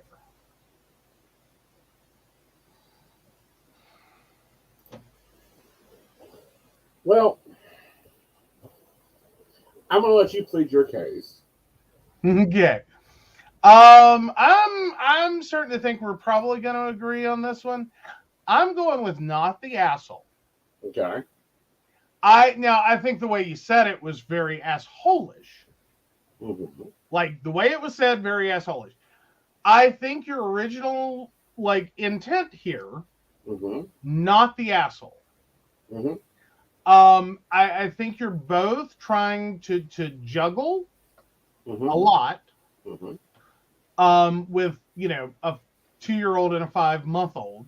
Mm-hmm. That's a lot. Mm-hmm. I don't think anyone calls that not a lot. Right. So with that, I think your wife is also having this moment Mm-hmm. of trying to figure out what being a good parent is for her Mm-hmm. versus what everyone else is saying makes a good parent. Okay, I'll see you that. But I also, in my viewpoint, see the struggle he is having. And this is a struggle we have all the time. We have it with people. We have it with different arrangements, different things going on in the home. Is everyone sees us at home all the time. Which is cute. That's not reality. That's not reality. Okay? People see Like, us as, I hear often, well, when, I've got to go to my real job. okay. Okay. And Like, I've that's had to cute. make that statement in this house multiple times. You can do that, but I can't take part in it because I'm more at work. Well, you're just in the other room. No, I'm at work. I'm literally, that room doesn't exist in my house plan. Yeah. And so, do I think he's an asshole for setting that boundary? No. Do I think that he's doing a lot for a father? Yes. Do I think that the wife needs to get with the clue? Yes. He told her he wouldn't be there. Yeah. I am not physically there. Right. Well, and moreover, that very clearly and not hatefully, rudely in the beginning, said hi, I'm working from home. Mm-hmm. If you want to keep the toddler home today because that's what you want to do, mm-hmm. you can do that. Right. I can't help today. Right. You're on your own. Right. It would make more sense for you to focus on the baby. Mm-hmm. Let the toddler go to daycare. Right. And then the fact that she walks in at 9:45 and goes, what the fuck is your problem? Didn't you hear me struggling? Yeah. It's like, no, I'm sorry. I'm not connected to this house. Please try again later. Maybe at 5:01 p.m. Right. You can try me at lunch. Mm-hmm. But you need to check with the 5-year-old because I've got lunch with her plans. Well, 5-month-old. Okay. Yeah, the 5-month-old and I have lunch plans. Yes. So see how that works for you. But no, I do think that ultimate moment at the very, very, very end, right, of am I the asshole for telling my wife I told you so? No. Well, you didn't win any points with anyone on that one. Well, no, I'm sorry, not the asshole. If I not the asshole, but I'm working till 7, I cannot handle getting you up at exactly 6:15 because I'm working till 7. What do? Set an alarm. Set an alarm. He is being Well, and it works. you know, That kind of works both ways around here. Is I do my best, you know, but I've point blank had to tell you before. I hope you're setting an alarm. Yeah.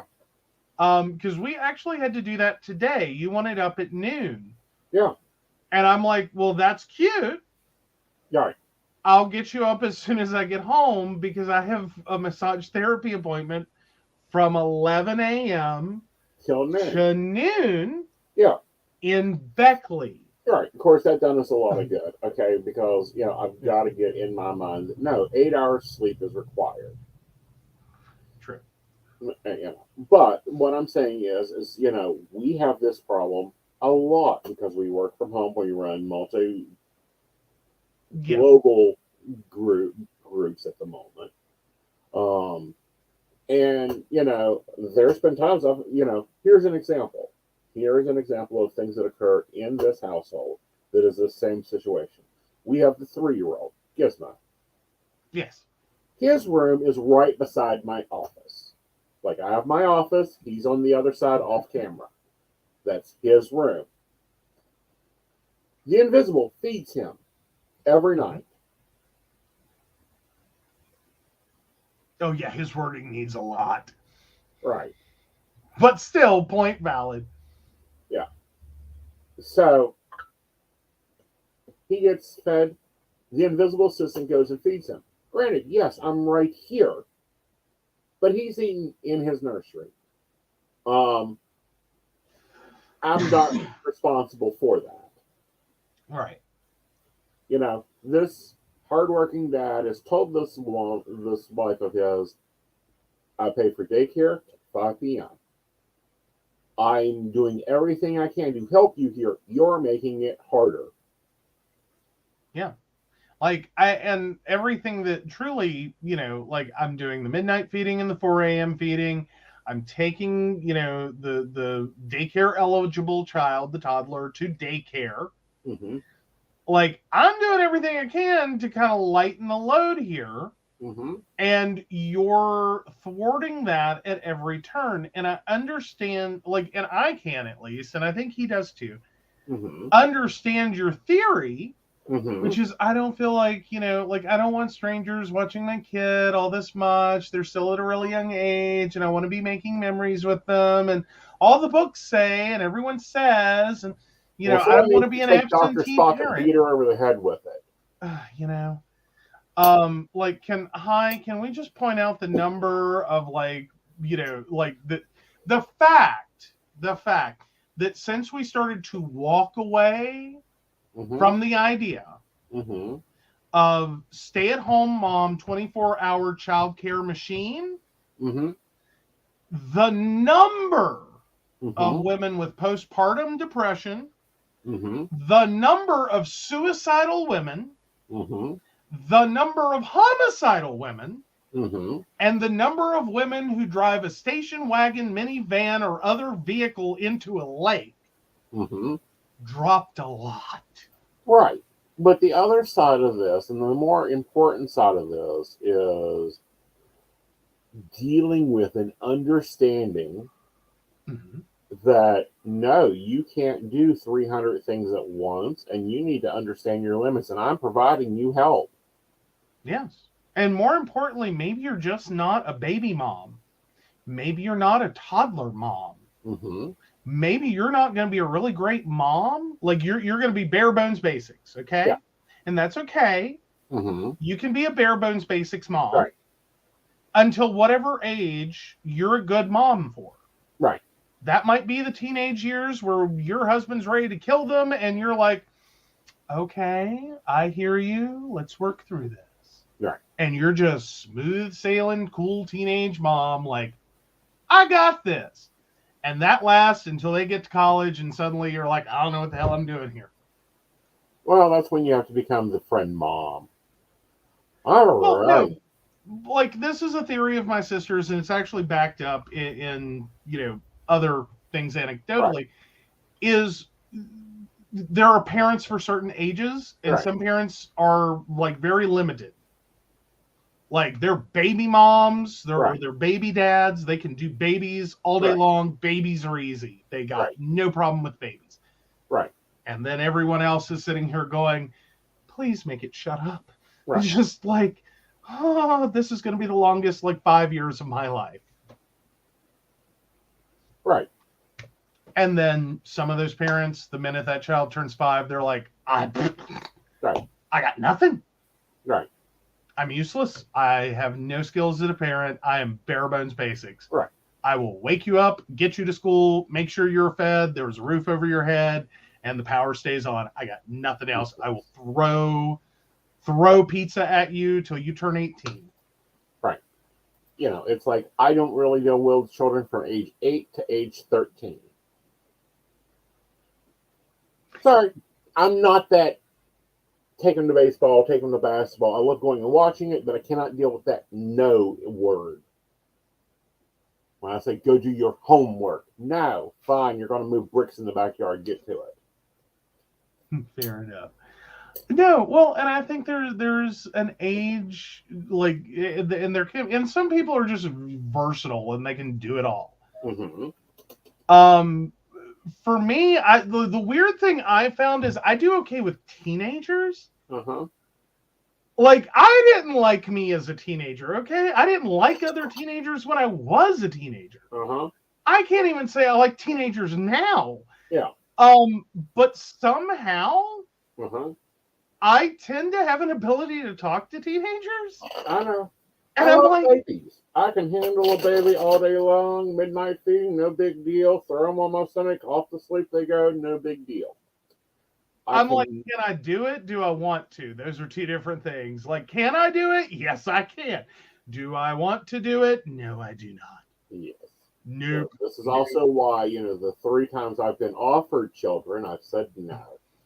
I'd rather have them on 4 legs and furry, so I can at least put them in their nest when they need to go be quiet for a little bit. What?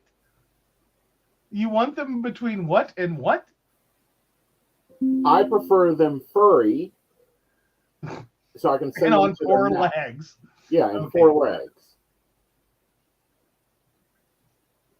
Fair enough, because I was sitting there for a second like, you're putting children in cages? What in the Trump administration dealing with children at the border are you talking about?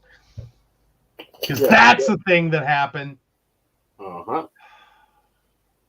Yes, he was born an old accountant. Yes, I was. Like, I want you to realize when one of my exes, and this is, I was still, was that? Okay, if I wasn't 19, I was turning like 20. Mm-hmm. One of my exes literally said, you act and dress like a 40-year-old accountant. Mm-hmm. I took it as a compliment, and then I got taken to Old Navy. Uh-huh. Because I needed help. Yes. So, there's my life story. Right. But anyhow.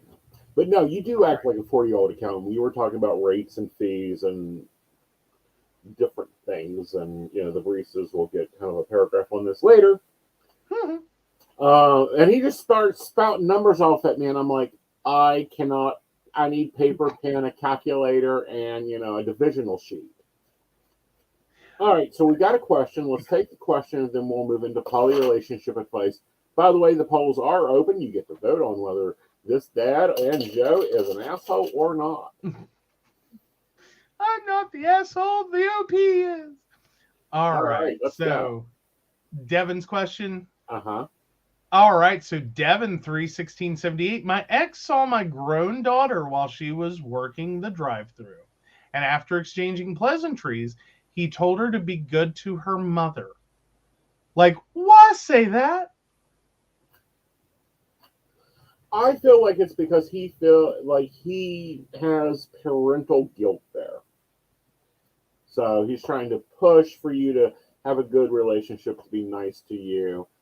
It's one of those weird things. I also think that, this one isn't fully evolved, fully got his head together.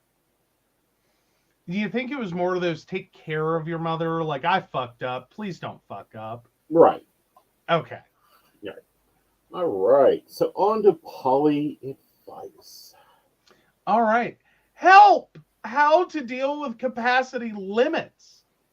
Hey, y'all, I really would appreciate some input on this. I'm a bit at loss. I've been an ethical non-monogamous for a few years, and I am in a poly relationship for quite some time now. Anyhow, I'm wondering how y'all deal with not overcommitting. So far, it somehow was never a problem for me, as I'm never actively dating or looking for partners, and am also somewhere on the demi spectrum. Recently, however, within a few months, I had genuine connections with more people that I can and want to sustainably handle. I've tried to find good input on this, but somehow people do not talk about this much, or I'm just blind. So now I'm wondering on many levels how I should go about this. The new connection I had lives in another city a few hours away, though we will probably see each other again in a few months through mutual interests.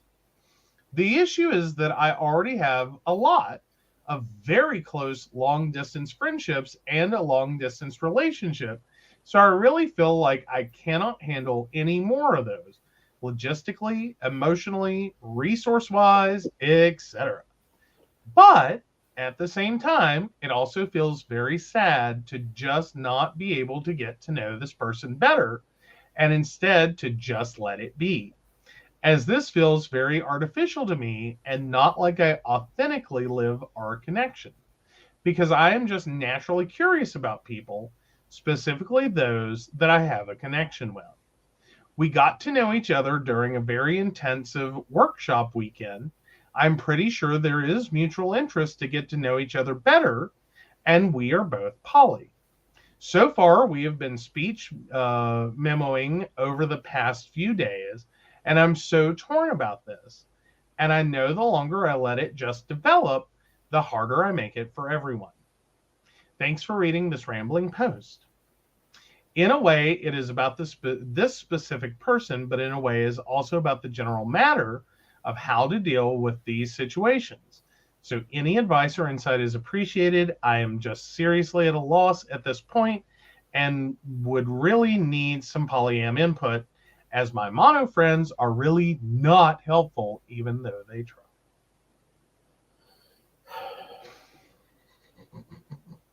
Planners and colored pens. Yes. This is how you deal Google with Calendar and multiple calendars for everything and everybody. You know, I think that's part of it, but I think it is also understanding that sometimes you really have to look at like what your commitments are. Is this doable? What are both of you looking for? Because sometimes that doesn't have to be as intense as you may think to still be a wonderful, beautiful, beneficial relationship for both of you. Right. That you know, we can all be realistic here that like you cannot live 1,200 miles apart and have dinner every night. No. Well, actually, unless you involve but Skype. the Zoom bill can be expensive. Hey, you know what? Pay for the business plan. Yeah. You know, just whatever. But no, there's some ways around it, but you do have to be like, you cannot physically in one location have dinner every night together. Right. 1,200 miles apart, you can't do it. Right. But you can work things out. You can sometimes leave relationships in a pause. Like you can still continue to get to know each other. You can still spend time with each other and try to work towards a point where you're either more, you know, in proximity to each other, because shit changes all the time. And, you know, there's kind of that when there's a will, there's a way. Right. Like if you're interested enough, you'll start finding opportunities and ways to move the pieces. Or, you'll split your life and go, okay, I live in 2 houses now, so I need 2 of these, and 2 of these, and 2 of these, and 2 of these. And, well, I like theirs better, so I'll buy one here, too. And Brenda says, time management books and planner classes from Aeson and digital calendar classes from Joe. Yes. That's an option. Yep. I think I want to comment on this one in multiple ways. Okay, go for it. Because one is planning, it's communication, it's understanding time and delineation, and looking. The question is capability. Yeah. All right. So if you're working 70 hours a week, your partner, we won't say primary, we'll say your main partner, you have a standing 2 dates a week with. You have a nesting partner that you see every night, but they also have other partners going on there. And you have this thing going on where you have this comment that comes in every Thursday or every Tuesday or every Wednesday. That's all planning and booking and scheduling. It is managing like anything else you manage. People look at me and go, I don't know how you do all this. And I'm like, it's not hard. Have you seen the plan? You have the same 24 hours a day that I have. You have the same amount of need for sleep as I have. You have the same amount to plan as I have. You also have the same ability to communicate and color code and make it clear that, sorry, I'm busy Wednesday night. I was standing Wednesday night thing. I was standing Thursday night thing. I was standing Wednesday afternoon thing. It isn't hard to manage multiple things and multiple relationships. It does, however, takes you the ability to have forethought and planning. If you are dating someone long distance, then you've got to plan. You've got to know that on average, the minimum amount of visitational physical connection needed is at least once a month to maintain that connection. Okay? If not, then you have to overlay that with other things, with an amount of communication. Yeah. Which fair. Shannon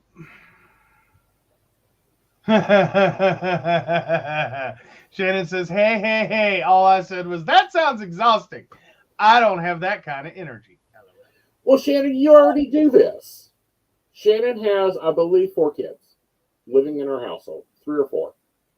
She has one that's into this. She has one that's doing this. She has one that has new friends. She's also doing 100 other things. Shannon's already time managing herself in relationships that aren't even hers to deal with. 3 kids.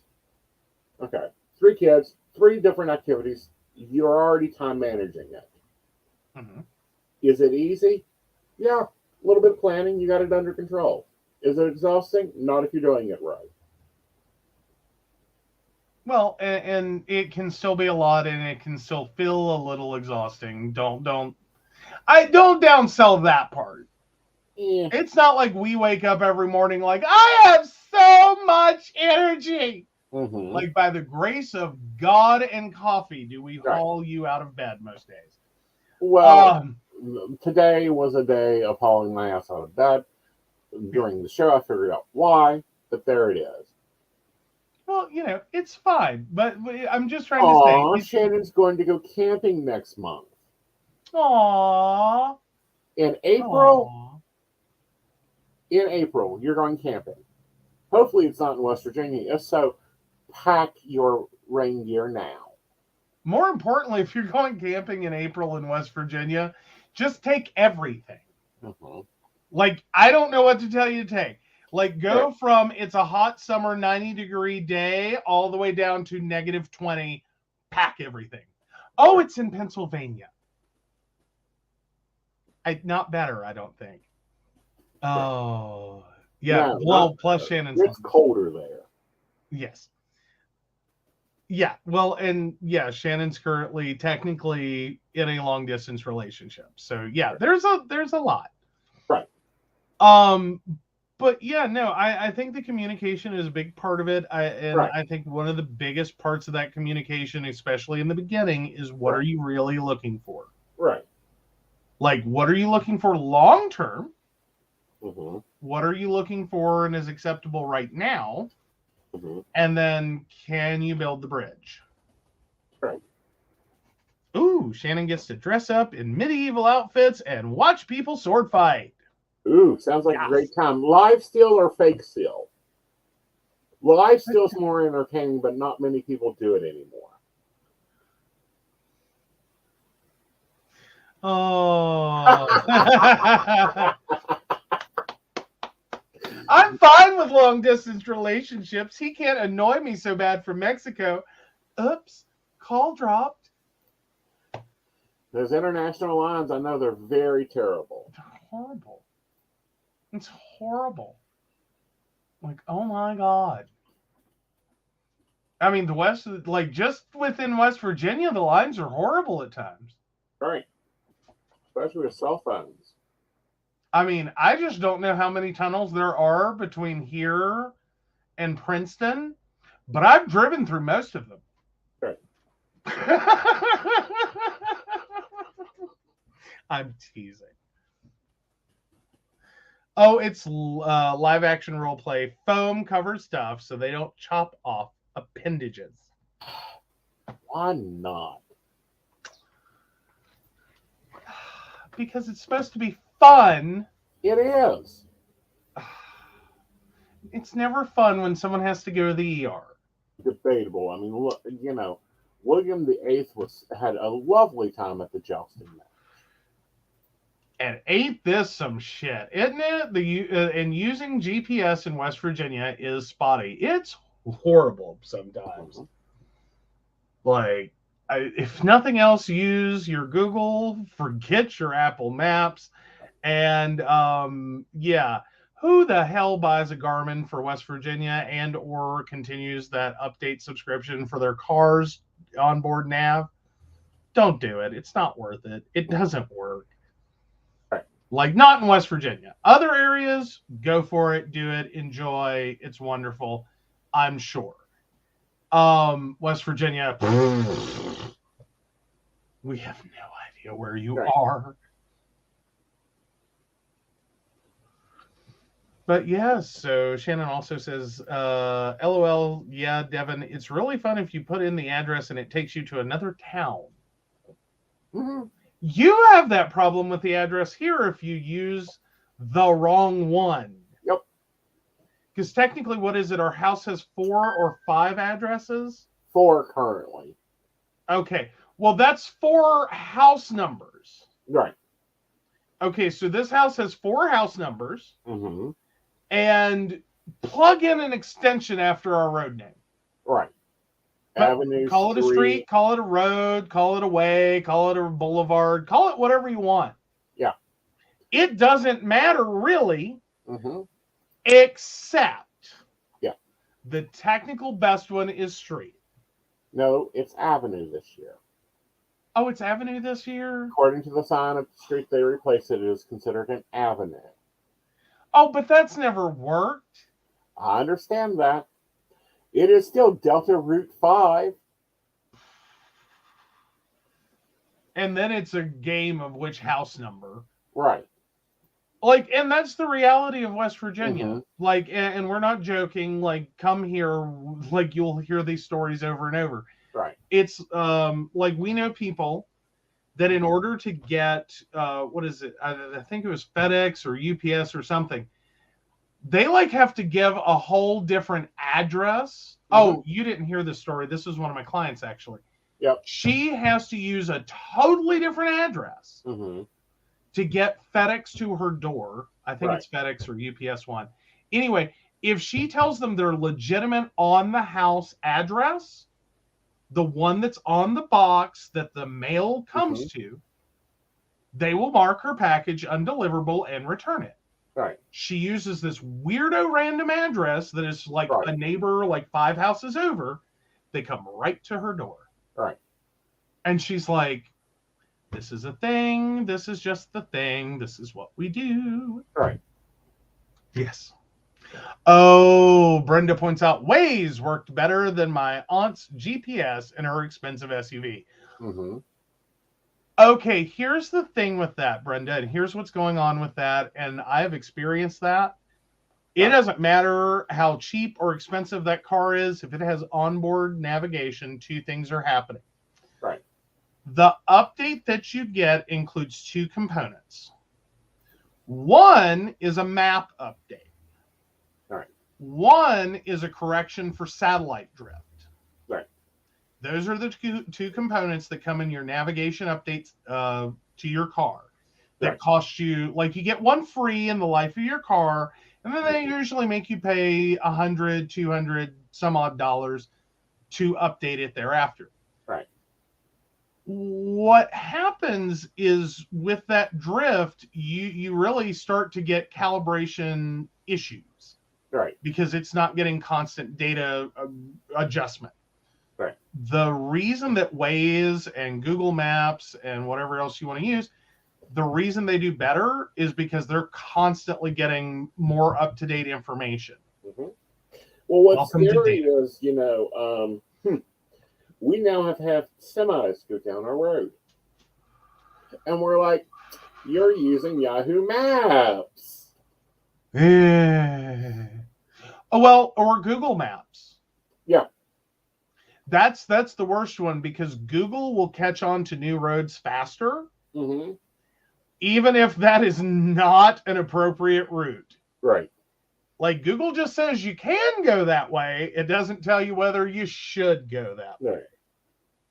Like I feel very strongly about the Camp Creek exit in Mercer County. Mm-hmm. Needs a warning sign. Not for truckers. Mm-hmm. Because what will happen is they will be trying to take what is effectively a back route to my hometown in Princeton from the Camp Creek exit. Mm-hmm. And let's talk about that road for just a second. Mm-hmm. Have y'all ever watched Lassie? And you know some of those shit roads that Timmy's mom used to drive on when he did stupid shit and Lassie had to come back and get her? And she is perilously driving this damn Ford truck. I believe it's a Ford truck. Anyway, driving it through like death and destruction to try to get to him. Mm-hmm. That's this road. And they are trying to put an 18-wheeler on it. Mm-hmm. It has a rock outcrop on it. Right. That is a struggle for tall trucks, as in like your jacked up F-250s. Mm-hmm. They have to swing out around. You're trying to get a box truck through it. Right. No, you don't want to watch these bastards have to back up through hairpin turns. Yeah. To get out. Well, it's like 61 should be made non-trucker. It is not 18-wheeler accessible. Oh God, no! Especially that one turn. You know, the one that Johnny Cash died in. Yep. That's not one you want to whoop. Yeah. Like, you don't have the clearance to around that truck. You're gonna roll that trailer. Oh, they have repetitively. Hmm? You gotta roll it. All right. So Brenda wants to add on. I know, but the price and brand of her SUV was her bragging point of how right it was until we were facing a dirt road going into the trees. Told her I don't think the hospital is in there. They don't hide hospitals. Generally speaking, no. No, my first introduction to how bad GPS nav drift was actually my nephew got a really nice used, but really, really nice Jeep Compass, I think is what it was. It was really, really nice. And anyway, we turned on GPS for part of the drive, and it was so weird because it kept showing where we were driving and the road, and it never could figure out, like it thought we were off-roading the whole way. And this was a major interstate. This was 77, 74, 77, one of the two, and it may have been both. But it was just hilarious watching it just 40, 50 feet off the whole way. Right.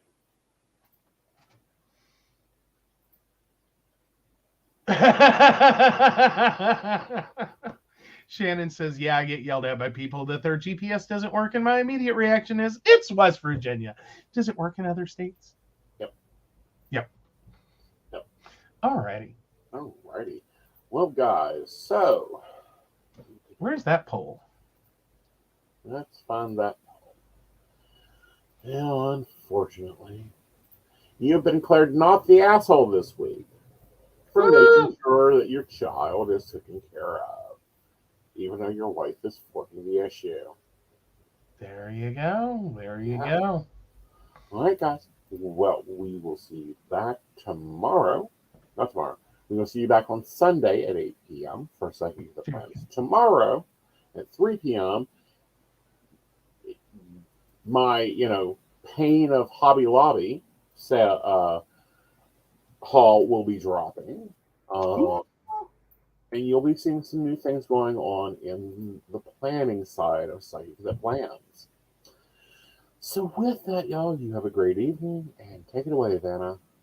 All right. So, of course, we want to thank Beverly Walker, Mika G, Kathy, Mary Winfield, Brenda, Shannon C, Shannon D, Lady Gwendolyn, Charles Shaw, Dottie the Psychic, Tracy Van, Caitlin Bell, and Devin. If you'd like to learn more about us, the show, or how you too can become a Patreon sponsor and receive all the wonderful benefits our baristas receive, please visit us at pcsbnetwork.com. Yes. And with that, y'all, you guys have a great night. Bye, y'all. Bye.